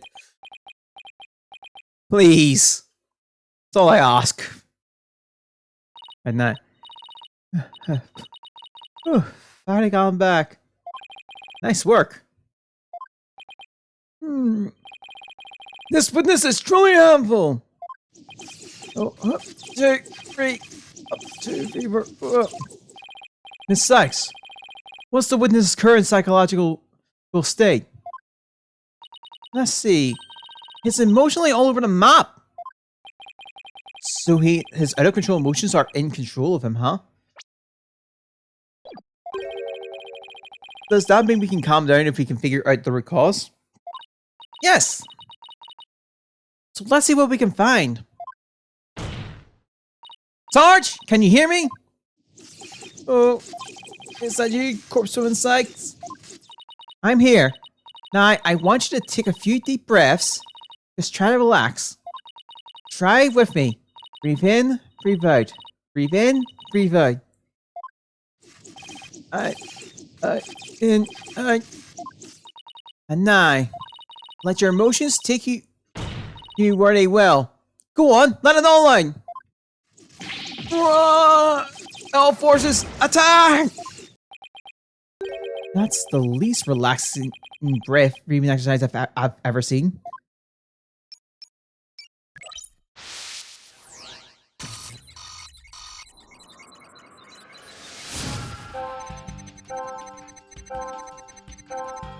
Let's just say.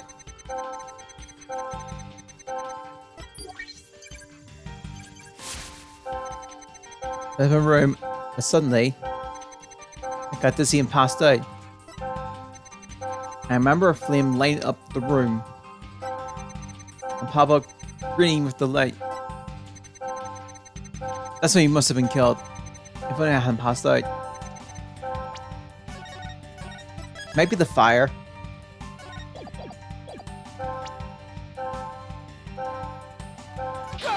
Got it.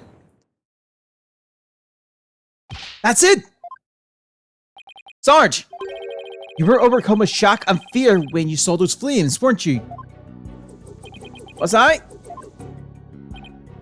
Yes, just 6 months ago, you and your mother were caught in an arson blaze.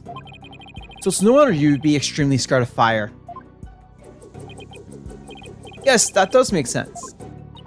And maybe, just maybe, your subconscious fear of fire was what caused you to withdraw from the world. What do you mean, corpsewoman Sykes? In the outside world, you were bound to come across all sorts of fire. Candles, cigarettes, heck, even the grill at dinner.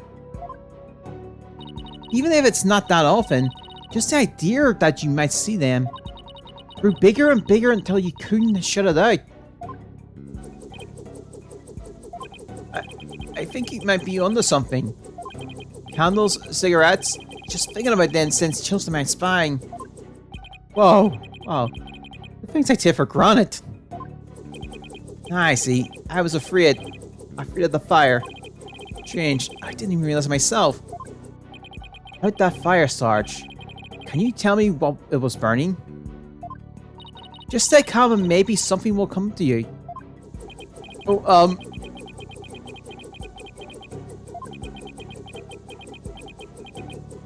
Oh! I'm starting to remember! It was... It was that relic!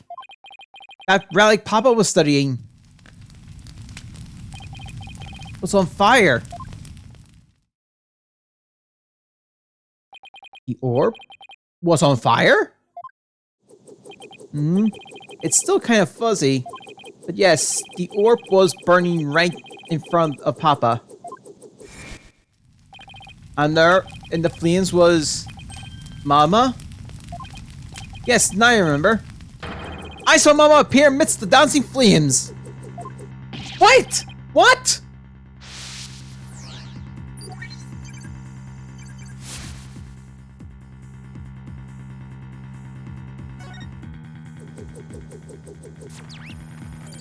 It's a 30%.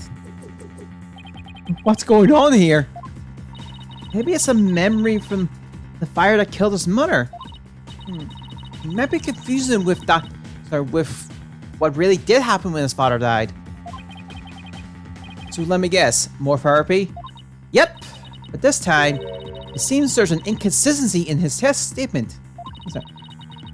And I think we should be able to prove it with the evidence we have at hand.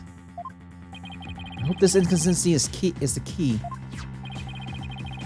Proving that the relic really is the Founder's Orb.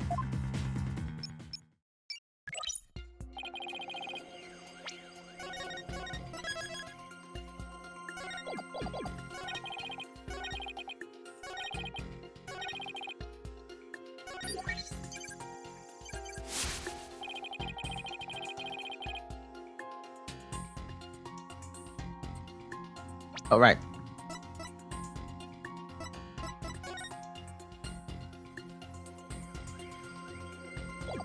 I'm gonna try.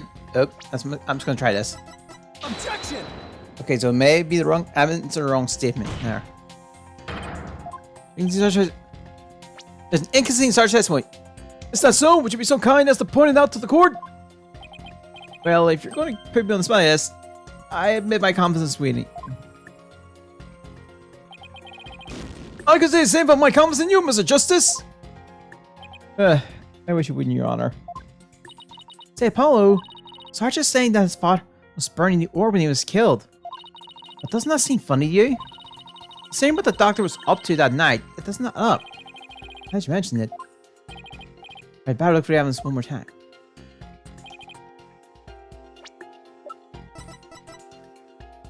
Objection! Rob. I think I jumped the gun a little bit there. It's not the mo- I think it's something else. I might be wrong with a few things.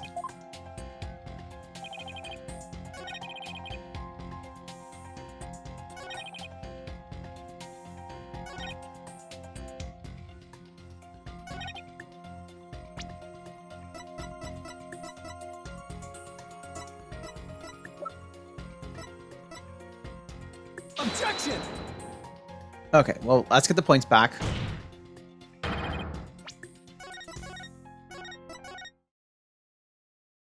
Said was...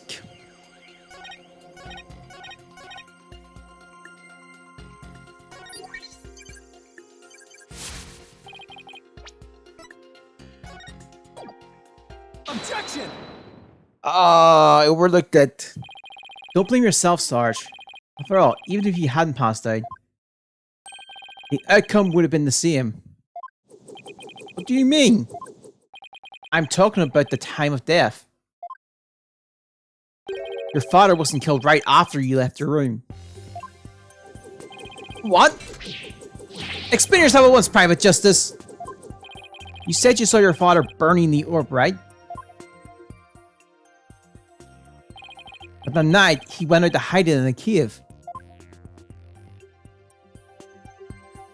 So what you saw, Sarge, was something that happened before your father left to hide the orb. Ah! So you see, you didn't pass out right before he was killed.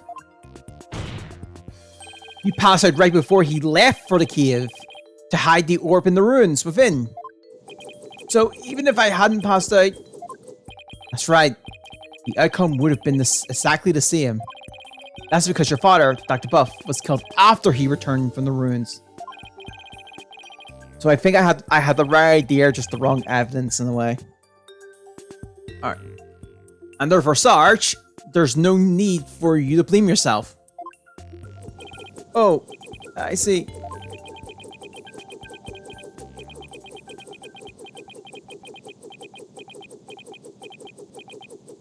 Private Justice?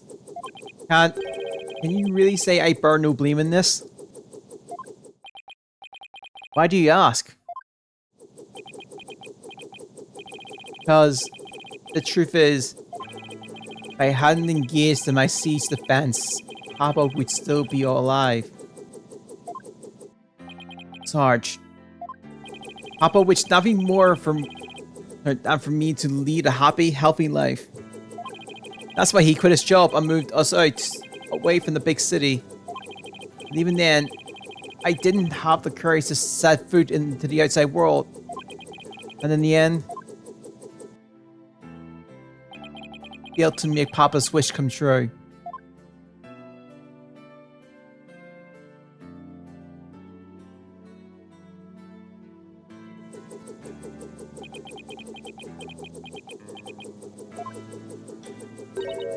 Sarge? If you want to make your father's wish come true, if that's what you really want, then who's to say it's not too late? Why don't you take the first step now? My first step? That's right. You can cast off all your regret. You can stop standing still and start moving forward. You have the power within you. I know from experience. I know what it's like to feel like you do. And only you can decide to take that first step.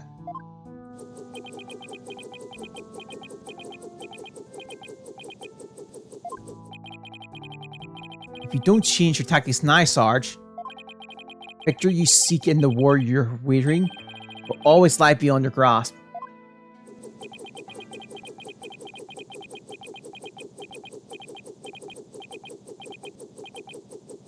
I think I understand now. I've made up my mind. All of this, as of this moment, I will suspend my siege defense indefinitely.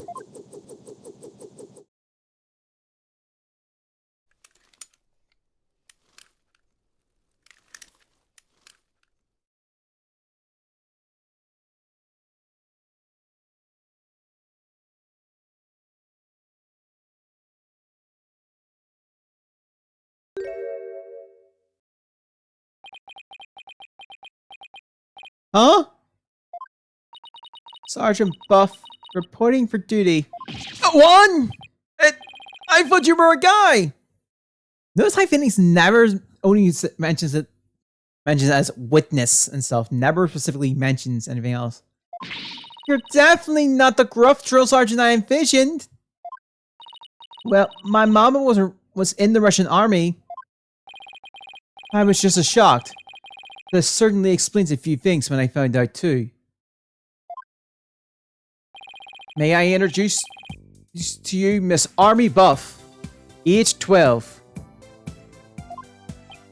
No way! Careful, soldier. Don't forget I'll blow you away at the moment's notice. She's just so too cute. So, have you always been in a wheelchair, Sarge? Negative. Only since I was injured. In the fire. Your voice sounds awfully different from before.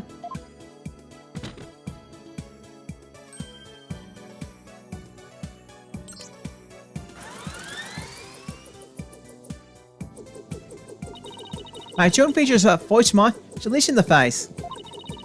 It's just one of my army's many technological marvels. Oh, you fool me! I fought some 20-something military nothing was at the controls? If it's all the same to you troops, I'd like to continue my testimony. I just remembered something. This is Chris as clear as a trumpet on as roll call. What do you remember? It wasn't my mother who appeared in the burning orb. It was some lady Papa had shown me as a picture of a long time ago. He said it was the Holy Mother, the founder of Koreanism. She appeared right there, right in the burning orb. Huh? What did you just say?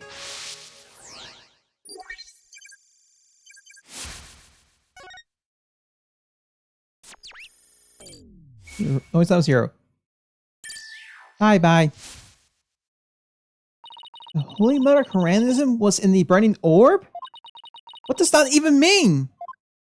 I have a bad feeling about this. Could it be?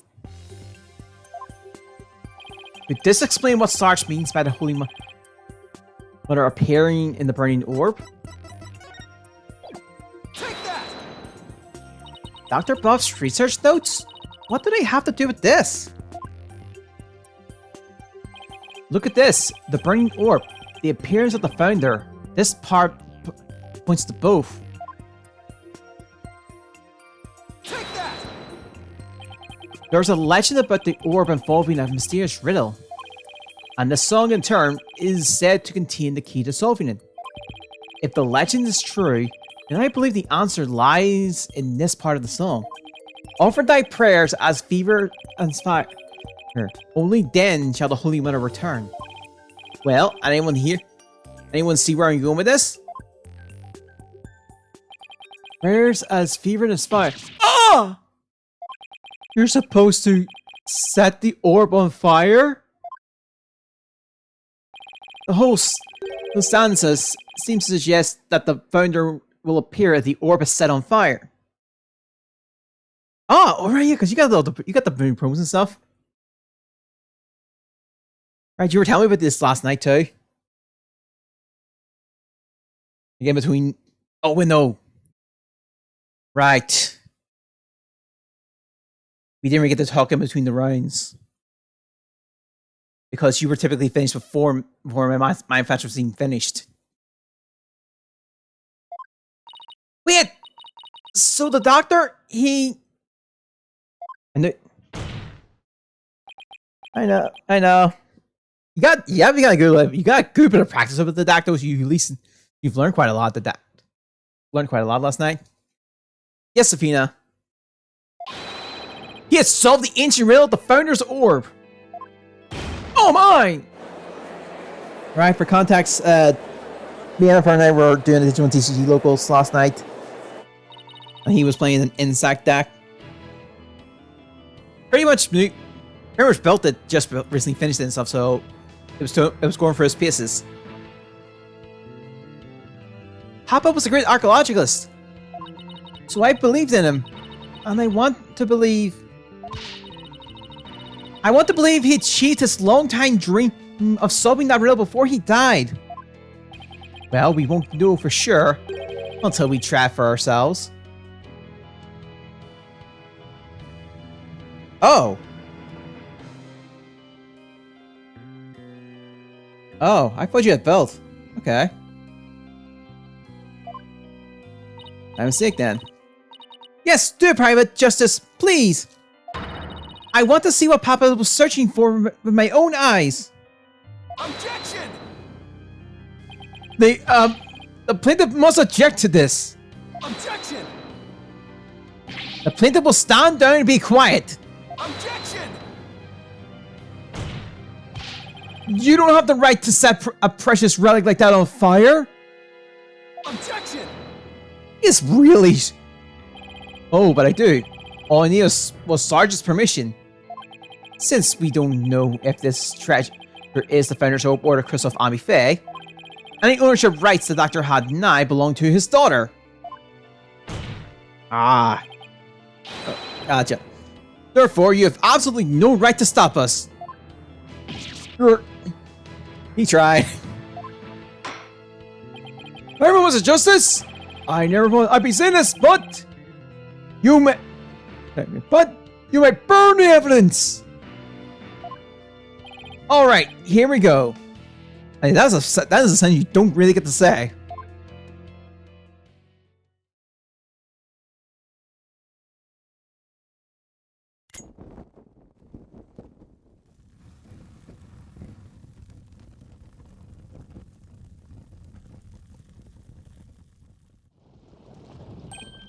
Look! Apollo! The inside orbit!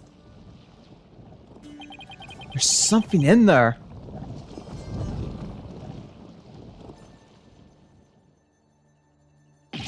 Ah! The Rook! It's she! It's melting, sorry. Regardlessly, no room for doubt. It's the Founder herself! Face and all. I don't understand! The greatness of taboos and Koreanism is the depiction of the Founder's face. Yet here it is, hidden within this orb. Founder's orb's been updated. Hitting the Founder's orb reveals the statue within. Sorry, Mr. Wright, but as you can see, the issue is crystal clear. This figure is the Holy Mother, founder of Koreanism. And based on that, this must be none other than the Founder's orb. Objection! Being as it may, Mr. Rebel still may have killed the Doctor. If so, it would render the orb transfer agreement null and void. Don't play dumb, Mr. Wright. The truth of the matter has already been proven. Dr. Rebel wasn't killed right after Sarge saw Mr. Rebel. It happened after the Doctor came back from hiding the orb. And you have no proof that Mr. Rebel was still around at that time. You claim that the Defiant Dragons were behind the crime doesn't hold water. And that means the orb transfer agreement is still perfectly valid.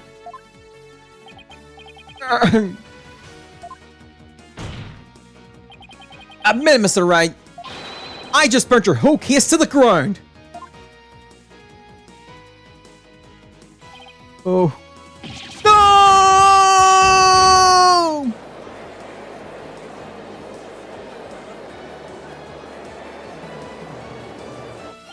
I won?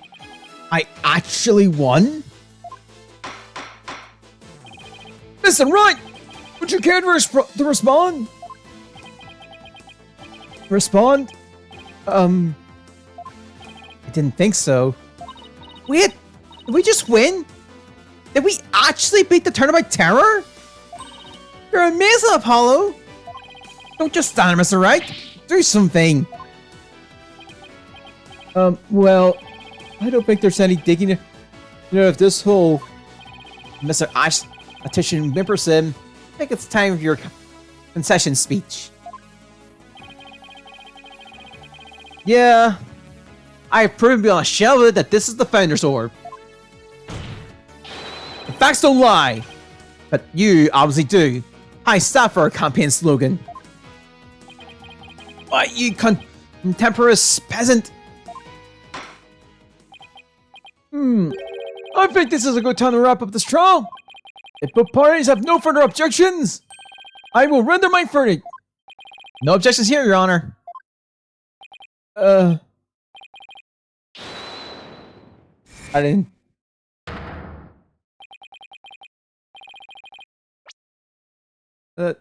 No object. Well then, you can't do this. The crystal's mine.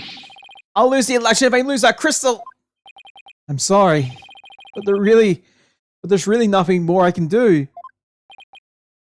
You haven't forgotten about our little chat, have you?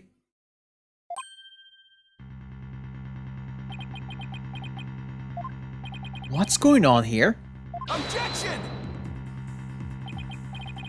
Your Honor, I object to the defense's last claim. What? I don't believe they have truly proven that the relic is indeed the Founder's Orb. Objection! That's right. I don't think you could even you could bluff your way out of this one. What possible argument could you have to claim that this isn't the Founder's Orb? About that. Oh, of course. You can't possibly have hit on something. The defense assertion is incomplete. And this is why. They claim that this relic is the Founder's Orb is based on a legend. And that legend claims that the Founder will return when the riddle is solved at last. Right. And that's what happened. The Founder's Orb was revealed for all to see. But Mr. Justice, what about the rest of the legend? Huh? According to the legend, once the Founder returned, she would bestow spiritual power until the person who solved the riddle. You're kidding, right? Well, Mr. Justice, do you feel great spiritual power coursing through your veins? No. But if receiving spiritual power and stuff, it's all just mystic mumbo jumbo, right? Maybe so. But you're the one basing your claims on said legend. And what we saw here does not fully fulfill it, does it? Oh, but consequently, you cannot rightfully claim that this is the Founder's Orb. I'm pretty sure I got a word wrong there.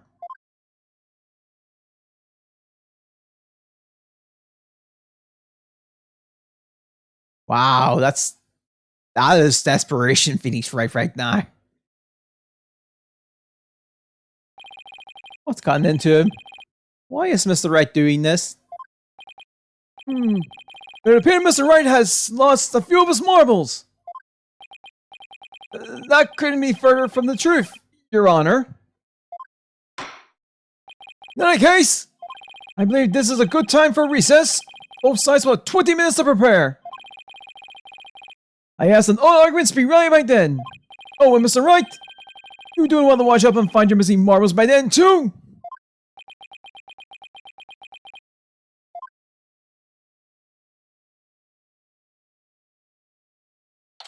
May 17th, District Court, Japan, Lobby number 3. Mr. Wright sure is acting funny. I mean, he's famous for going out on a limb, but the last assertion was just plain crazy. It's either a bluff or a Hail Mary. Either way, it doesn't make much sense. Maybe there's something we're missing here. Although, he seemed perfectly normal when we spoke earlier. Hello, I have a bad feeling about this. I'm going to check up on him. I'm going to go check up on him, sorry. What's going on with you, Mr. Wright? Hey, Private Justice. Oh, sorry, Private Justice. Oh, Sarge. Forgot to mention something. On the night of Papa's murder, a strange thing happened. Oh? But why are you telling... Why you only tell me about it now? Well, I didn't say anything before because I thought Papa's death was an accident. But now that we knew otherwise, I figured it might be important. There's still more to this case? When I left my room and lost consciousness, I passed out right here. That's right above the coffee bar. But when I came to, someone was pushing my wheelchair. What? I was so scared. I beat a hasty retreat. As fast as my wheels could take me. You know who it was? No. Yep. No, it was pitch black. Plus, I fled to my room so fast, I didn't even have a chance to turn on the lights. Maybe it was your father. No, he would have said something to me. Besides, I have known if it was him. Then, it could have been your father's real killer. My thoughts exactly. But you didn't report this to the police? It didn't even occur to me. It's okay. You were obviously still upset, so don't beat yourself up over it. Apollo, this could really be important test information. I think the act of pushing Sarge's wheelchair could be part of some bigger scheme. It's hard to see why else the killer would have done such a thing. Guess I'll take her statement down as evidence. Army's statement is not to the testimony. She fled to her room when she realized someone had moved her while she's been unconscious on the second floor. Oh, welcome back, Athena.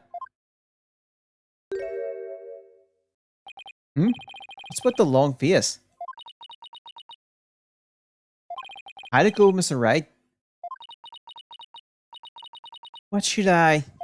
Athena? Oh, sorry! Someone's out there for a sec. The recess is almost over. So let's go. What was that all about?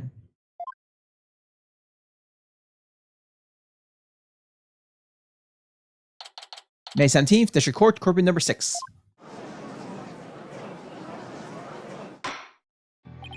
Alright, court is once again back in session.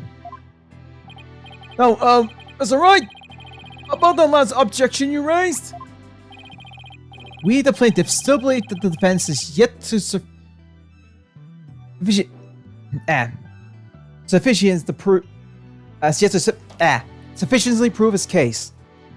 I'm having trouble reading. It's about 9 at night.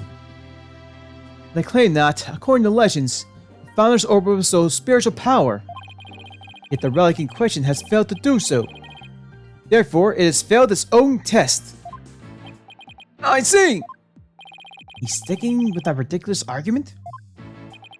Furthermore, even if it is the Founder's Orb, it can't be awarded to the Divine Dragons. After all, they were the ones who killed Dr. Buff. Objection! What are you talking about? That was already proven to be false. There are no grounds for assertion that the Divine Dragons murdered the Doctor.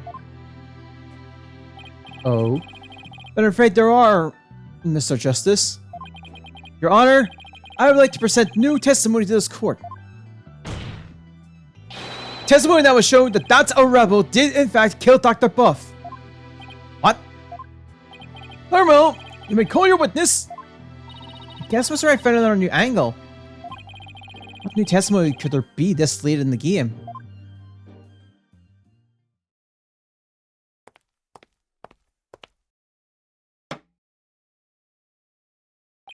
Hello, citizens. It is I, politician, the once and future representative of the people. Jeez, not him again. My client divulged new information to me during the recess. He remembers something he saw, you see. Something crucial to this case. How very convenient.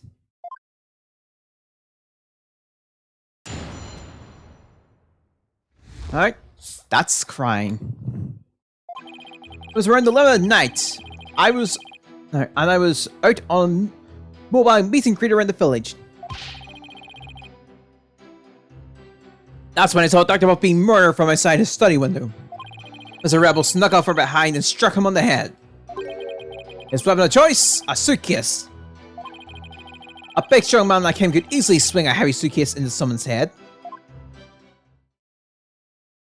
Wow, desperation number 1 right here. Desperation's high on this one. You saw the murder as it happened? And you just tell us, and you're just telling us now because I saved the best for last. It's a tactic known to all the political Greeks.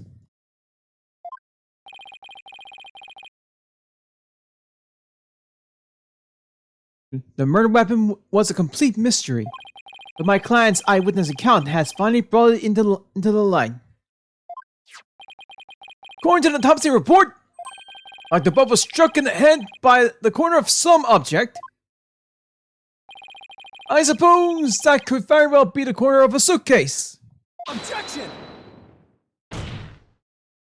But eyewitness testimony isn't the same as hard evidence.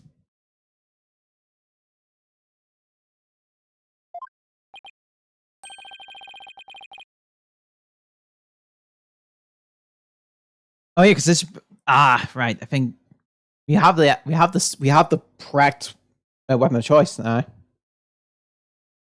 Oh, I wouldn't worry about that if I were you.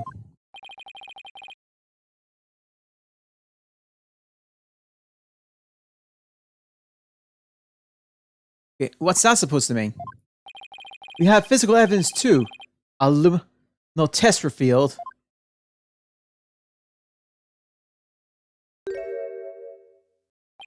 The doctor's blood on Mr. Rebel's suitcase. Really? But how does that prove Mr. Rebel used it as a weapon? Objection! You should know the answer to that, Mr. Justice.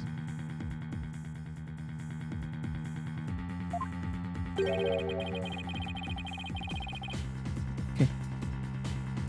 Since you know as well as I that the suitcase was covered in his fingerprints.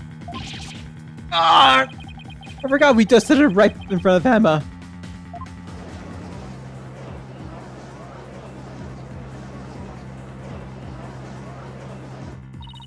The Turbo Tower strikes again. This is quite convincing testimony and evidence. Nevertheless, you may proceed with your cross-examination, Mr. Justice.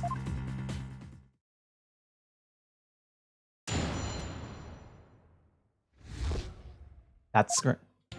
And the music also essentially sets it up too. Final cross-examination, everything's just lighting up.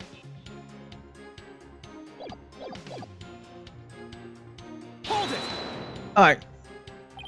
You were on a so-called mobile meet and greet at 11 at night? That's right. It's the perfect time because everyone is at home. You should have seen how the villagers' eyes tear up when they heard what I had to say. With tears of frustration, no doubt. You weren't riding around in your palanquin? That's right. Some village idiot reported me to the police. I've been banned from using it after dark. No wonder. Of all the noise he makes. What exactly did you see then? Hold it! Sounds like you've witnessed something rather shocking. Indeed, I didn't even believe it at first. I mean, a vicious murderer in crying? There hasn't been any murders there, I take it. If I'm elected, I promise you that such a terrible tragedy would never happen again. Considering this is the second one in that village, it's... I don't even... That's not even a thing to worry. A vote for me is a vote to banish murder forever in our beloved Karang village. Again, only twice, and we were more. So I think that's not even a strong company to work on. Yeah, good luck with that. Mr. Attention, Whipperson! Please tell the corporate you saw at the scene of the crime. Hold it! He snuck off from behind? So you're saying the doctor never even realized Mr. Rebel was there? That's right. He was utterly absorbed in a book. I see. What did you see Mr. Rebel do next? He climbed on top of the bookshelf ladder and dumped a bunch of books down on the body. I believe he was trying to make it look like an accident. That idiot didn't realize I could see everything from the outside window. One of those statements doesn't feel right. Your Honor, I believe the witness made an important statement just now. I think going answer is just that's an idiot.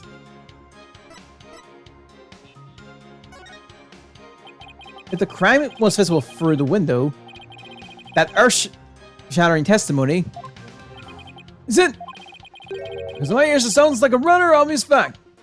Oh, sorry. I'm good then. Very well. Will the witness please continue with his testimony? Okay, I have to. Damn it. The temptation. I must. The witness said Mr. Rebel is an idiot. That's a key piece of information. Don't you jump on the bandwagon, AJ! I'm no idiot, you hear? I'm sorry. It was too tempting. That doesn't... Yeah, I guess that isn't... It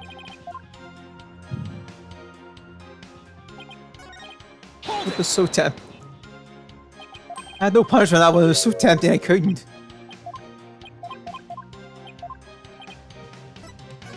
Oh. For the action. The doctor was reading the book at the time of the murder. That's final testimony. Harold, the witness will please add that statement to his testimony. The doctor was standing in front of the bookshelf, absorbed in a book. Hold it!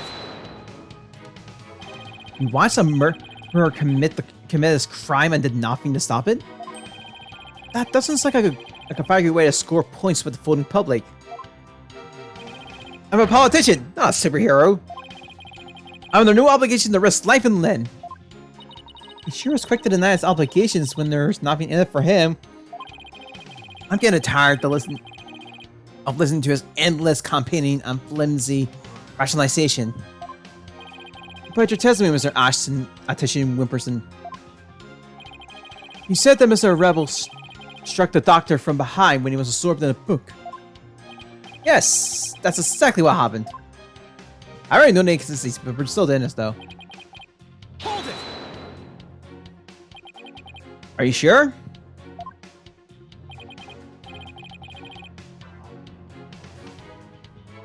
Oh. Positive. I saw with my own two eyes.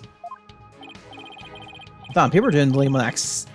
People are experimenting with Lehman X already? Wow. I already got revealed a day ago.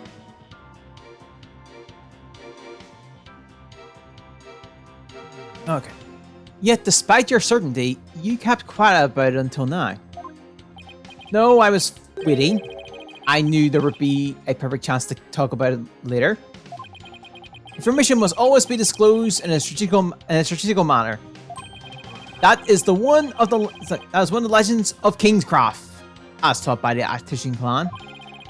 Is there lessons by chance in the Actician Kingscraft Skybook of being honest? On being honest? Anyway, I saw Mr. Rebel commit this heinous crime. Hold it! I would have to agree, that suitcase is really heavy. Wait a second. How did you know it was so heavy?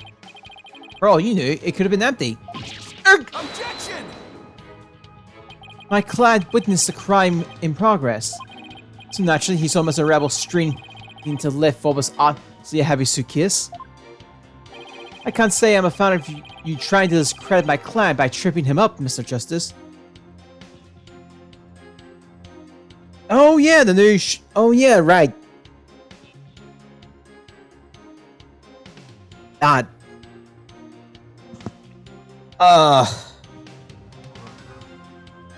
Why I have the sudden feeling Hexaploid is going to be back and worse than ever. Why do I have this sudden feeling? And And Shugon Gankumon is going to be the first, the core reason for it.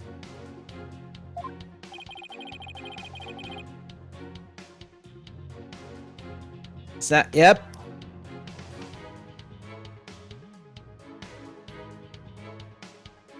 In fact, it stops redirects as well. So effects like Black Ray Axe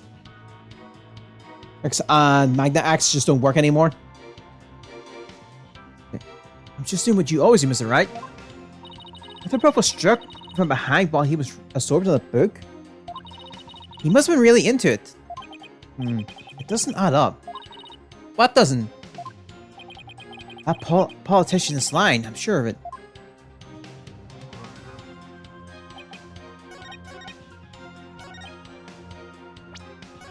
I can know the flaw of this one. Objection! It's not the mom? That.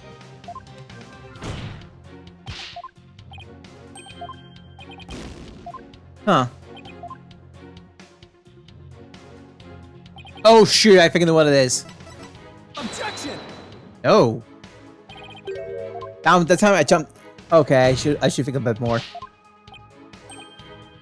I should slow down and think.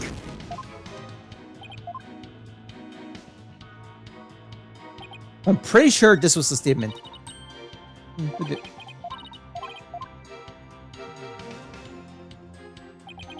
So I was right on that. At least I can feel a bit happier now. I this time had the statement.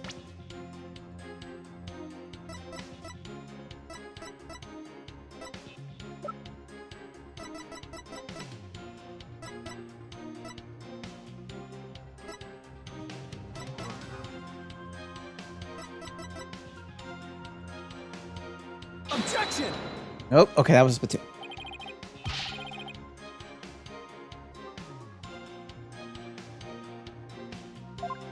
I know, sword in the book.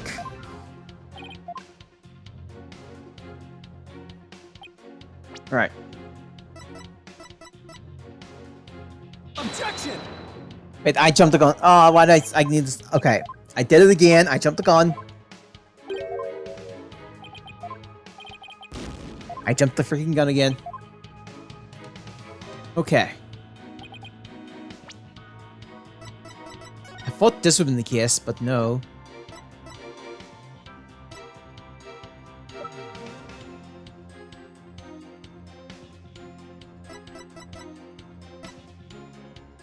Objection! Reading glasses! The least likely evidence I thought of.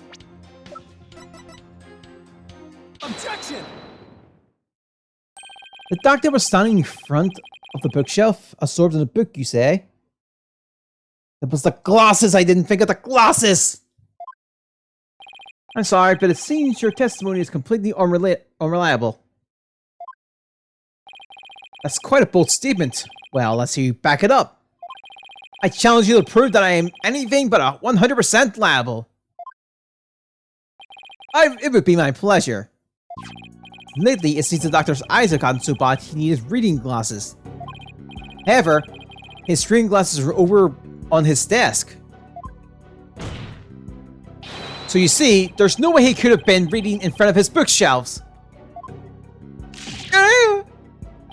I'm sorry, Mr. Attention Wimperson, but I'm going to have to ask you to explain this discrepancy to the voting public.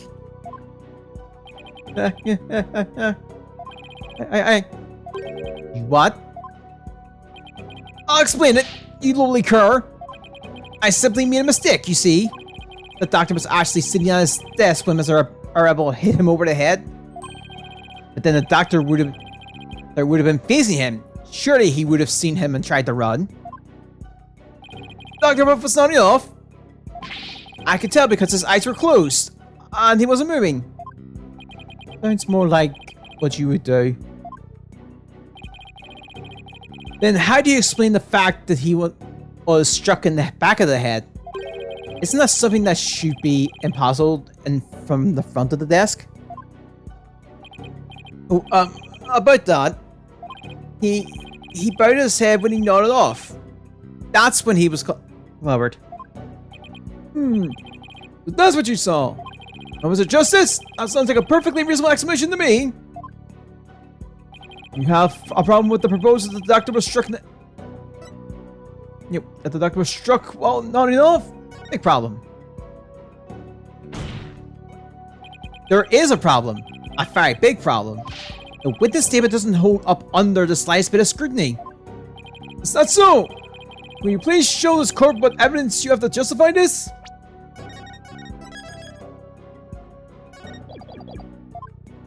Gladly, Your Honor. This shows the problem with the witness's claim that he saw the doctor nodding off.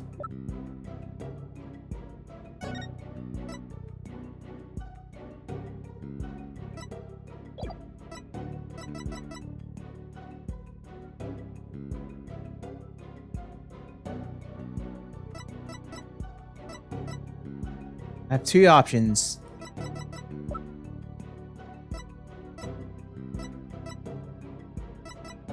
I'm going to try a statement, though.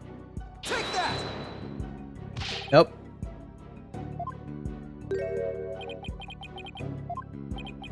The witness has power aside from the overall. Mr. Justice is your lack of dismal attempt to refute him by client's sleep. That's all. You don't call myself. Perhaps giving you a spelling woke me up. I know. I just realized. Got it. I know, got it. I think I jumped. It's one of those. I think I went a bit ahead of time. I think that statement's a bit later.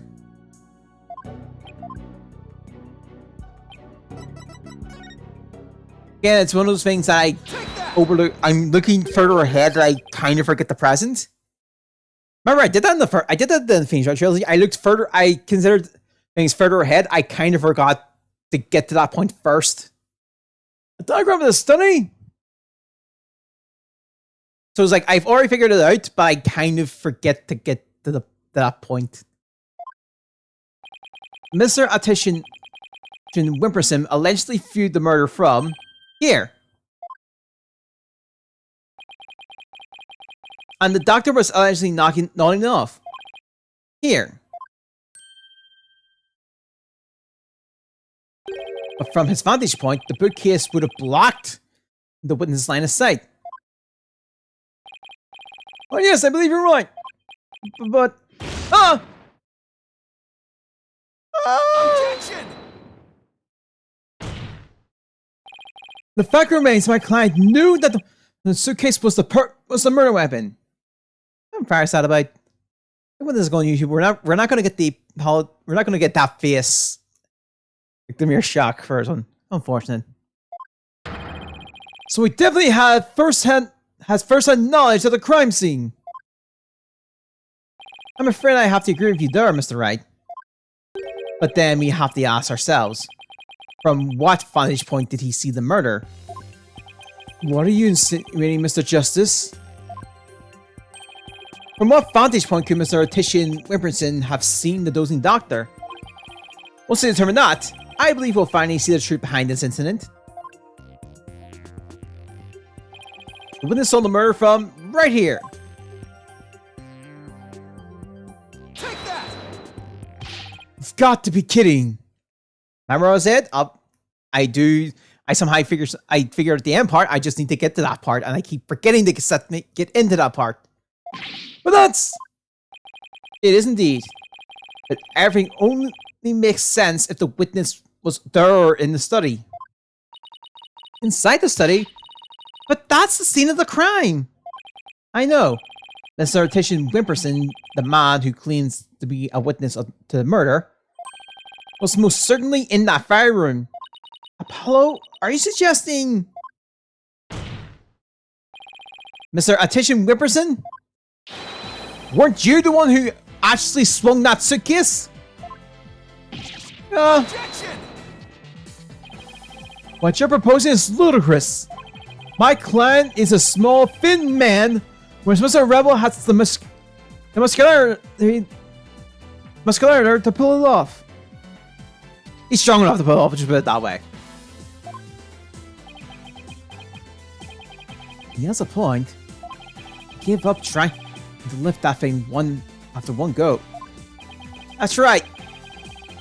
He's the only one who could have lifted such a heavy object. How do you understand? Now do you understand? The rebel, that's the rebel, is the doctor's killer. As long as the suitcase is the murder weapon, the suspicion falls entirely on that. You have to poke a hole in Mr. Wright's argument somehow, Apollo. Oh, I will.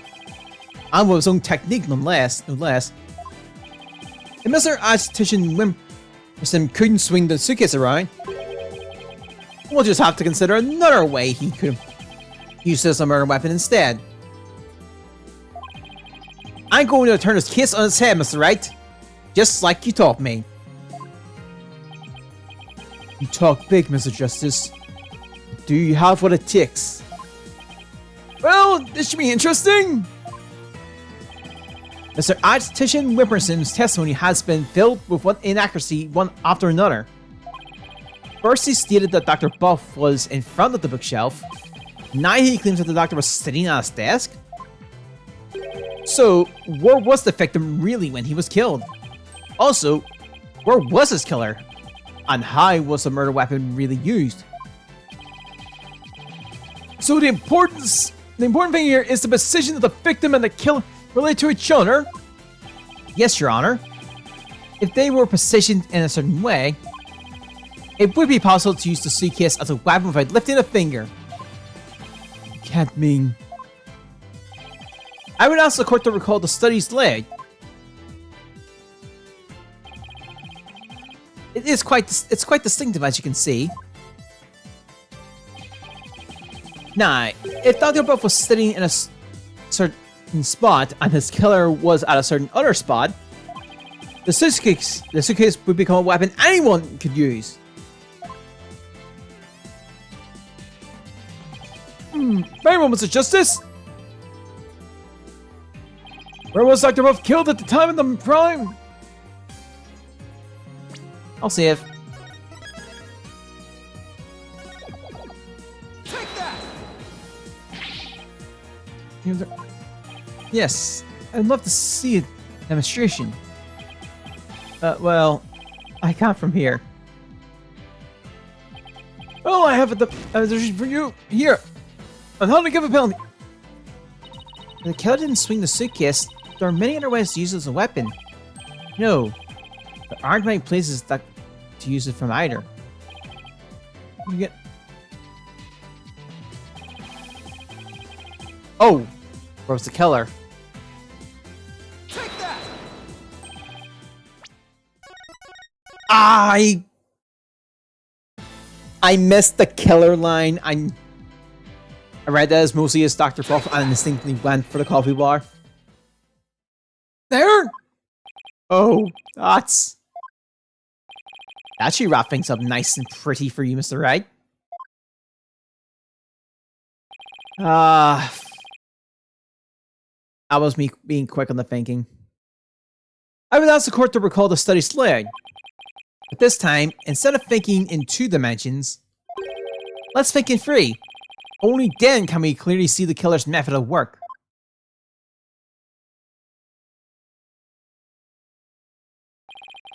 The killer didn't have to swing the suitcase. If he used gravity to his advantage, that is. That's right. It was the plaintiff, one politician Wimperson, who used the suitcase. He pushed it from the 2nd floor and sent it hurling down onto Dr. Buff, who was sitting at the coffee bar.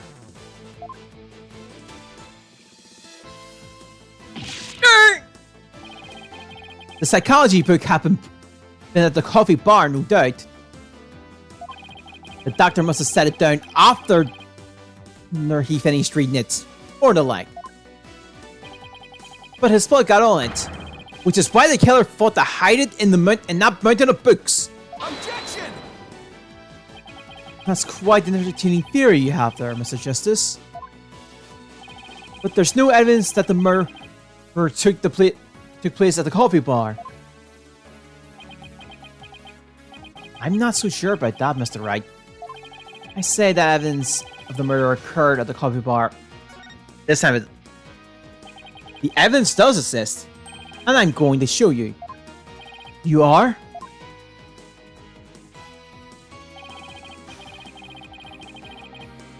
It's right here. Oh, there. I think it was.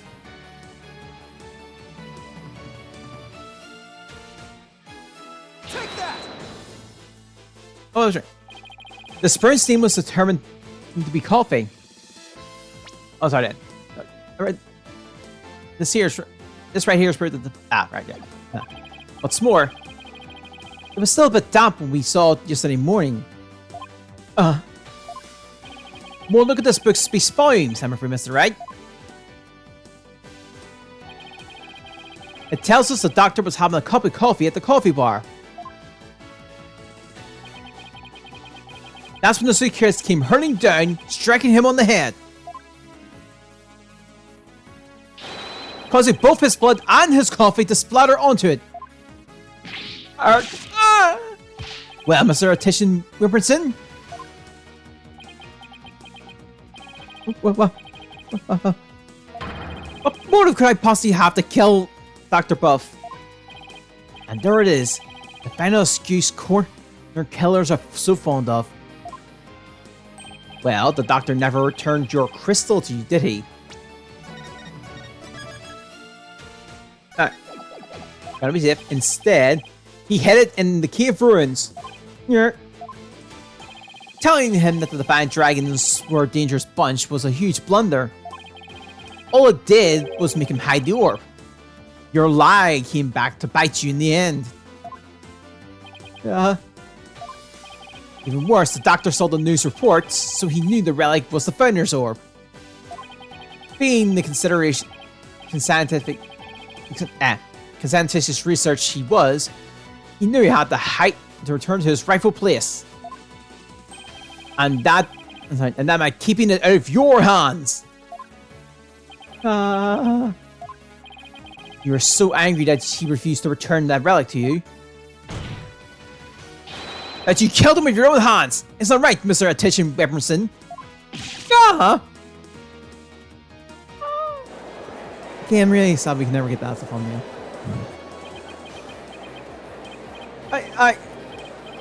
That is... Hold it. That could literally be like a really good thumbnail. Oh well. Apollo? Don't! Please don't accuse my client of murder. Huh? What do you mean, don't accuse him? Why would you even say that, Mr. Wright? What I meant was, he's a promising politician with a bright future ahead of him. It's in our nation's best interest to avoid blundering him with the taint of scandal. Say what?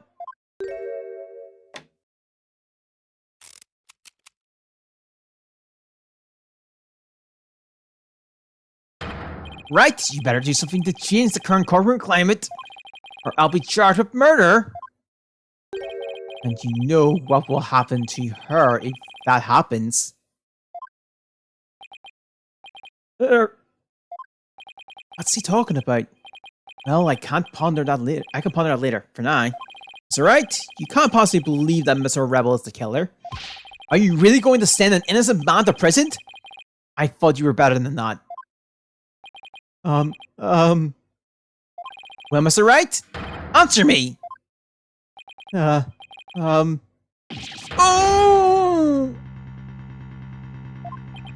Mr. Wright? What in the world's going on here?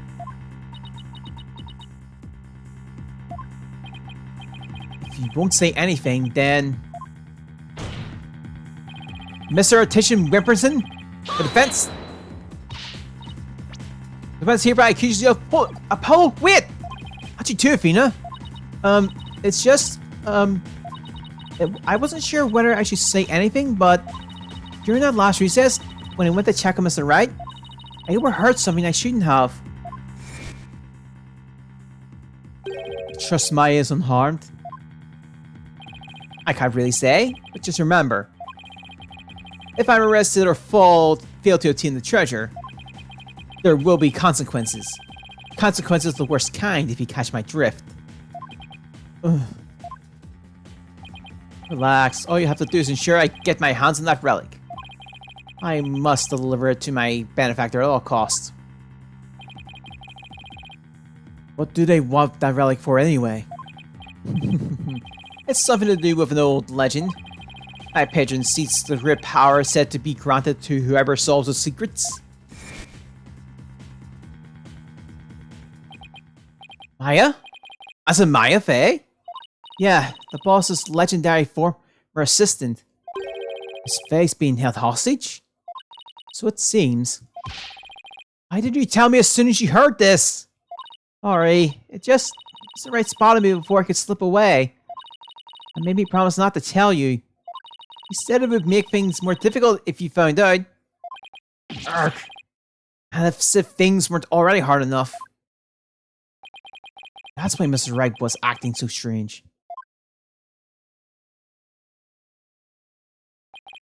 No idea. This must be excruciating for him. Hey, Justice. There's got to be something you can do. Mr. Justice, about that last statement of yours. I believe you were in the middle of accusing the plaintiff of murdering Dr. Buff. You care to continue? I'm sorry, Apollo. I'm really sorry. What's gone into you two? I accused that slime bag. I hope I put my Miss Faye's life in jeopardy. It seems you finally caught on. I'm far too important to be accused of murder. After all, our nation's future rests squarely upon my shoulders. Here I give up, or...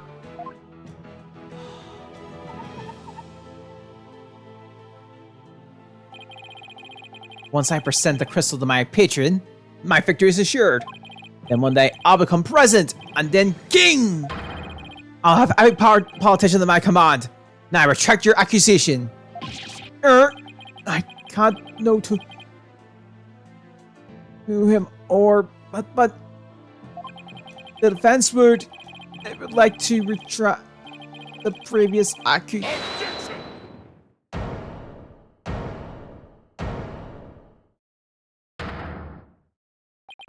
Hollow. The Rick!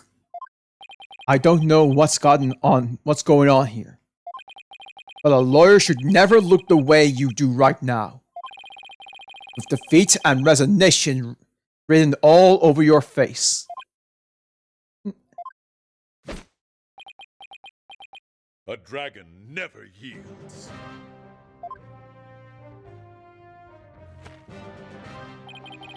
Even when wounded, a dragon bites down hard and never lets go till its dying breath. It glares, it roars, and it latches its jaws firmly onto its prey to the bitter end. That's what lawyers do when they get to the truth. To get to the truth. Yeah, Daruk, a dragon never yields. He's right. It's all over if I give up now. Mr. Wright's hands are tied. It's up to me to do what must be done. He saved my neck so many times. Now, it's my turn to save his.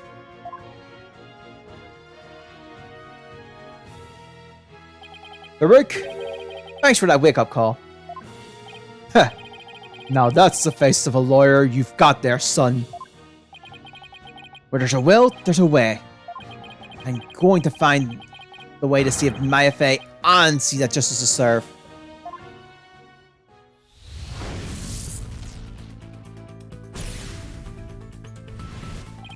That scumbag is holding Miss Fey hostage to ensure he gets the orb for his patron. It seems patron believes in the orb's legend. Thing is, the founder did appear when the orb was supposed to fire, just like the legend said. The legend's true. They've already solved the riddle, right? No. Not yet. We have not solved the riddle yet.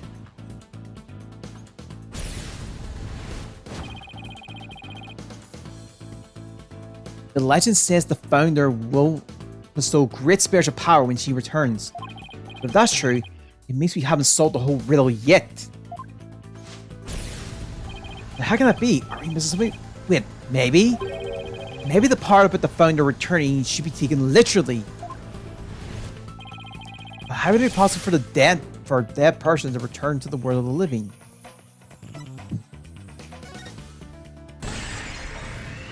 I know it's channeling, but the fact that they are time traveler, the founder can return through channeling. Oh, I know! There is a way for the dead to return. Spirit channeling! Of course, you have to know what the founder looks like first. But the orb has revealed her face to us. So what if it's a sign that we should channel her? Given the facts, in order to solve the riddle and receive the finished power, I need a spirit medium.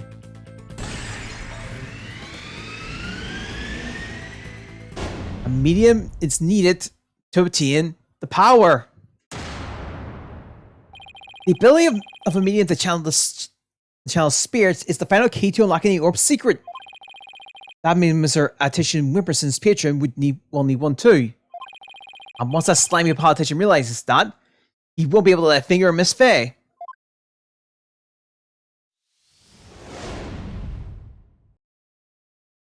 Everything's going to be okay, Mr. Wright.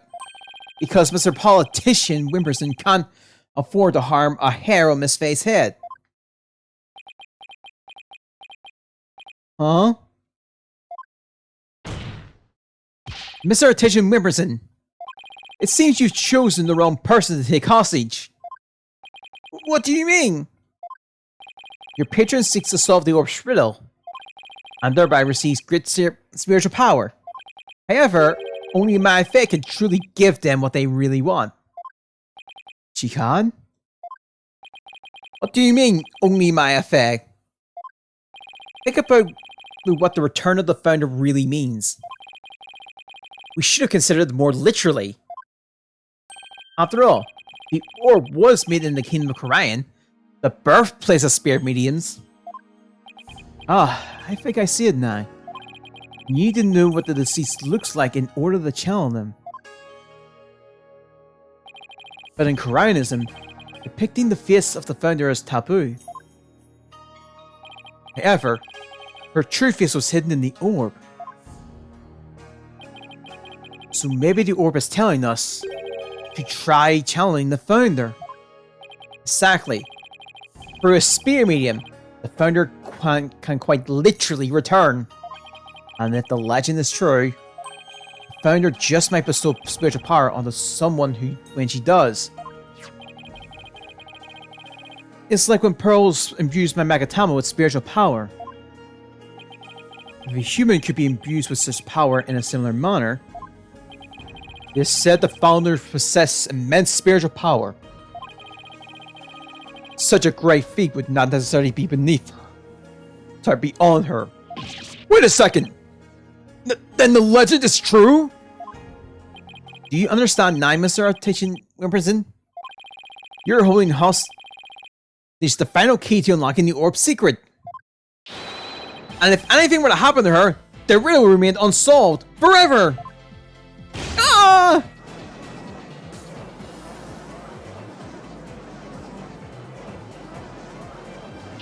Hold it! There's always Pearl Faye! I can simply ask her to help! If she wants money, I have plenty to offer! She's not the kind of person to be tempted by material gain. And she certainly won't help you if anything were to happen to her cousin. Or maybe you like to go ask the Queen of Korian to channel the founder for you. He could, but he'd probably get executed for requesting such a thing. It's over! Now confess! You killed Dr. Buff, didn't you? It wasn't supposed to end this way! Mr. Attorney Wimperson! Are you admitting to committing the crime? You're my lawyer, right? Do something! It's true that I'm your lawyer, and as such, it's my job to defend you. However, defending my client isn't the only duty a lawyer has. There's something else that's equally as important.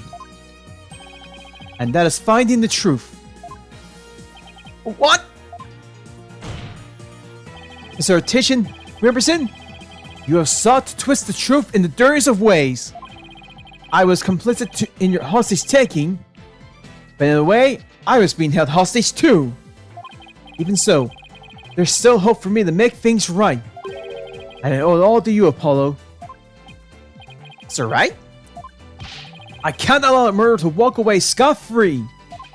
Therefore, Mr. Trilogy, I must resign as your attorney. No, no, no, no, no! Does this mean I'm under arrest? No!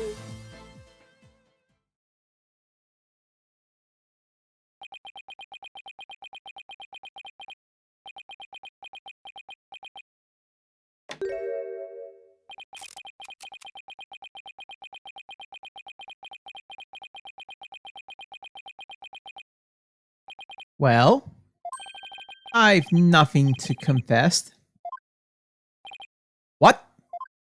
I said I've nothing to confess. I don't and I won't, especially not to a plebeian like you. This guy doesn't know when to give up. Besides, there's no truth to these allegations. I mean, look at that suitcase. Look at the suitcase. You won't find a single print of mine on it. Ah, all that means is you write them off. Taking care of to only leave Mr. Rebels. As many a great politician has said before me, no comment. In that case, try switching things up, Apollo. Look at the situation from a different angle. Is there really nothing that points to the suitcase being dropped from above? Evidence that points to the suitcase being dropped from the second floor. If the killer pushed the suitcase from the second floor hallway over the coffee bar, ever placed him right around here? Ah, maybe, just maybe. Or something, Apollo? I believe this piece of evidence can be connected to the dropping of the suitcase. I think I can actually present the Founder's Overseat. I think I can present this. That appears to be a statement of how was done related to the case. This case. On the night of the murder, Your Honor, Miss Army Buff physically left her room. That's when she saw the doctor burning the orb and subsequently passed out. Right above the coffee bar. But with her in a wheelchair, the killer wouldn't have been able to drop the suitcase down onto the locker. Good point. However, according to Sarge, she woke up just as someone was trying to move her in her wheelchair. Ah! Someone was pushing my wheelchair. What? I was so scared, I beat a hasty retreat. As fast as my wheels could take me. She must have been in the killer's way and had to be moved. Isn't that right, Mr. Attorney Trilogy? And if the killer pushed the wheelchair with his bare hands, we may yet find the conclusive evidence we need. Exactly. Fortunately for us, that evidence slipped right through the killer's fingers. If only he had been able to hold on to it just a little tighter. But now, he is neither able to discard nor alter it. Honestly, that piece of evidence wasn't even supposed to be here in the courtroom today. And yet, it looks like sometimes things do get better. But this wasn't supposed to happen. No, well, too bad, because the evidence that sped away from you that night has come back to haunt you, right here at this fairy trial. Your Honor, the defense's final piece of evidence is on this person. Out of the way. Take that! That's... On the night of the murder, Sarge passed out, only to come to and find that someone was pushing her wheelchair. That's when she fled back into the room. She didn't physically see a single soul after that. Not until Fina drew her out for that therapy session, that is.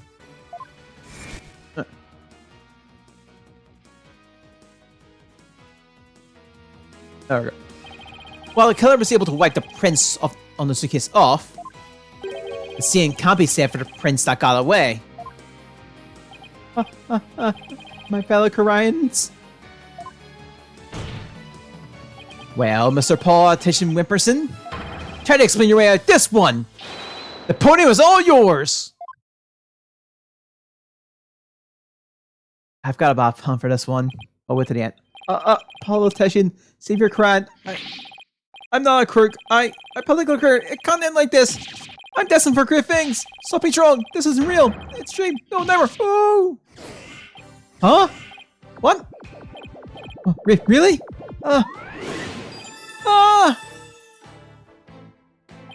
Oh, no way! Bonsai! Bonsai! Bonsai! Politician, there's so much charges on shoulders. Like, one! Oh, please! Wait! Don't go! No, please! Whoa! Grandpa!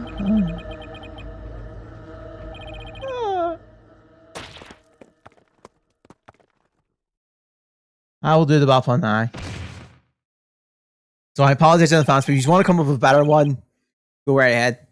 Because it looks like politician in looks like he's politicianed himself to jail. Bad puns are bad puns. Come up with a better one if you can. More likely will. Mr. Politician Wimperson, are you alright?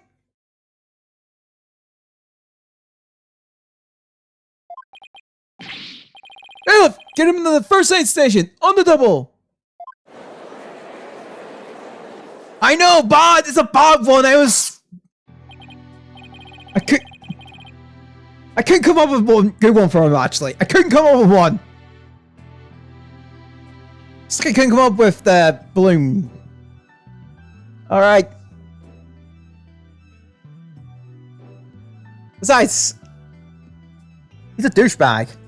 Politician's just a douchebag, so he doesn't get a good one in my mind. Oh, this is yet another unexpected turn of events. Not if everything that has been revealed, it seems the relic is indeed the Founder's Orb. And it seems Mr. Politician Wimperson can be considered a suspect on Dr. Buff's murder.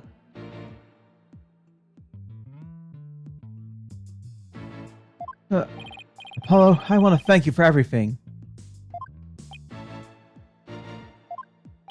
Thanks to you, I didn't have to keep bending the truth. Oh, yeah, right. The bad ending. Basically, the rift does get created on kind of everything just kind of goes downhill from there. I don't know what I would have done without you.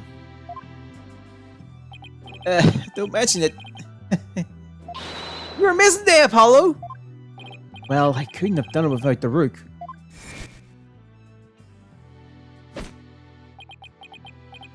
A dragon never yields.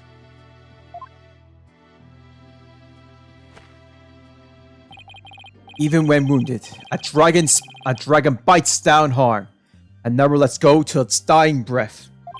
It glares, it roars, and it latches its jaws firmly onto its prey to the bitter end. That's what lawyers do to get to the truth. Dragon never yields. Every lawyer should take that to heart.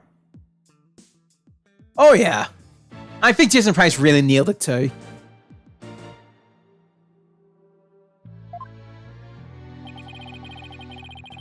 As it seems, both sides have no further objections. With the Rook Shamandi, please take the stand.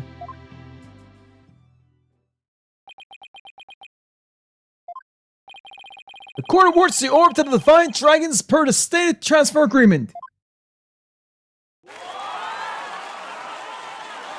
It's weird everything in not. It's weird seeing the not guilty not pop up.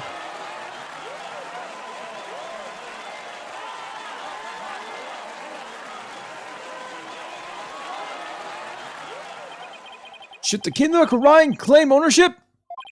The matter may have to be deliberated in court all over again. I just hope, or shall I pray, that I'm not the judge presiding over that one.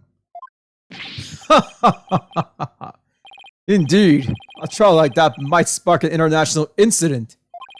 Still, there are bigger and more momentous things to stir in the air.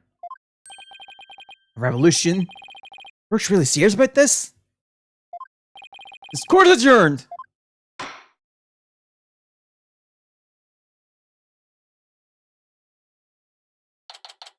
May 17th, District Court, Courtroom number 3. Defendant Lobby number 3. Nice work, son! We finally broken through the last obstacle on the road to revolution. Revolution? Just doesn't seem real. Yes, well, to think you actually defeated the Fighting Phoenix. All I can say is, that's my boy! I think that's Phoenix's legit first loss. If we discount, like, the one from Justice for All. That's Phoenix's legitimate first loss. Because that was the... Remember, in Justice for All, Phoenix essentially just changed the plea to guilty. But this one he didn't. This would be Phoenix Wright's legitimately first loss too. That is truly Apollo. Well, Mr. Wright did have his hands tied. Who knows if I have won if he'd been able to fight me head on. I say it more like you saved Mr. Wright. Saved him? Yeah, remember what I said? He didn't have to bend the truth anymore. And it was all thanks to you! I don't know about that. Still, I guess it is kind of nice to be appreciated. Mr. Drake? Now that the Holy Mother's face has been revealed, are you gonna have a spare medium try to challenge her? I, for one, would love to see the return of the legendary founder. Yeah, just think about it. Being able to speak to someone right out of the history book. Unfortunately, it's not that easy. What? Why? Face isn't enough. Also need the true name of the one you're attempting to channel. Oh right, I mentioned something like that. And the founder's true name is only known to the priestess who has been crowned queen. In short, the only living person who knows it is the current queen of Quran. Oh, so without her help, we won't be seeing the founder anytime soon. That's no fun. And his founder has been updated. The founder's orb has appeared from within. It seems only the queen knows the founder's true name. Real name. So Durik, what will you do now? First, I'll start by tracing the route by which the orb came into Dr. Buff's hands. Since we now know that it was Paul Attition that asked the doctor to study it. Isn't he the one who stole it? No, a political nobody like him couldn't get anywhere near the orb, let alone steal it. He must have had inside help. My money is on someone connected to the royal family. Oh god, I remember what's gonna... I remember there's something I was gonna do. I promised myself when we get to this one.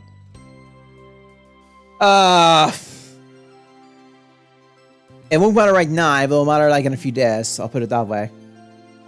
Oh, right. You said something to that effect back in the cave. Whoever it may be, you need to expose their dirty schemes to the light of day. Well, I'm sure Mr. Wright has plenty of information, courtesy of his dirty clan. He might be able to shed some light on this. Private Justice? That was fine work you did at the trial today. You did your Sergeant proud. Back at you, Sarge. It took real courage to leave your room like that. So thanks to you and Corpsewoman Sykes. That my siege is over, I can finally sally forth. But the battle's only begun. One for me to fight alone. One for me and me alone to fight. Just lose your mother and then your father? Terrible thing to endure. Yeah. Being wheelchair bound doesn't help. Private Justice? I've been thinking. It's about time I stood on my own 2 feet. After all, I no longer have power but the color me. Huh? I'm afraid I don't follow. Take a good look, soldier. This is one small step for man, and one giant leap for me. Hold my Joan for me, would you, Private Justice? Yes, sir. What is she up to?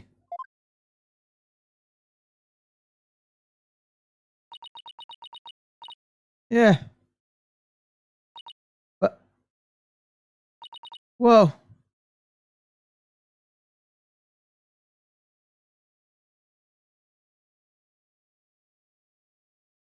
She standing? What the? What's this, Sarge? You mean your legs? There. The doctor told me I was ready to walk again months ago. But if I admitted I could walk, I knew I have to leave the house. So I faked it. Makes sense, but I kept pretending I couldn't walk. But I know Papa was watching over me now, and I hate to disappoint him. So from this day forth, I'm going to march forward with my own 2 feet. What a brave kid, trying to move forward like this. But it must be so hard this soon after her father's death. Don't you ever stop. You just keep on walking, comrade. Stay brave, because there will be days when you want to stop. And I have faith you'll find a way to muster the strength to push through them. Yeah, you can do it. Hey, Donnie's back!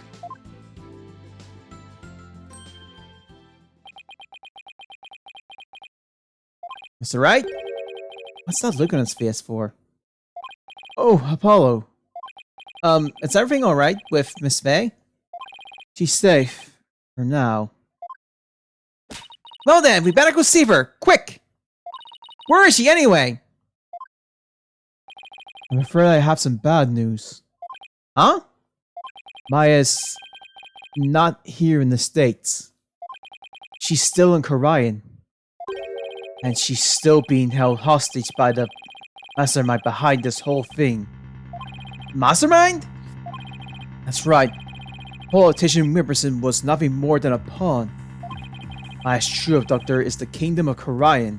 Sorry, it's in the Kingdom of Korean. What? I don't understand this, right? What in the world is going on over there?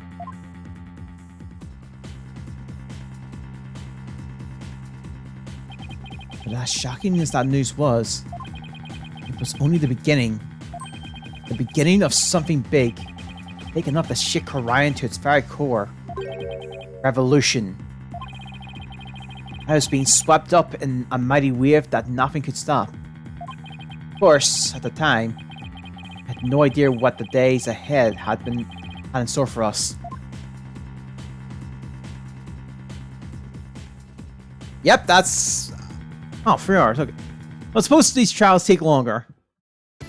Anyway, that'll be it for today. Hope you guys this week. We're going to be back on this tomorrow with more investigations! Because this is part 3 of it, so now we're in the second quarter. But that'll be tomorrow's thing. So I'm gonna wrap up now. Hope you guys this week, and I'll see you next time. Bye.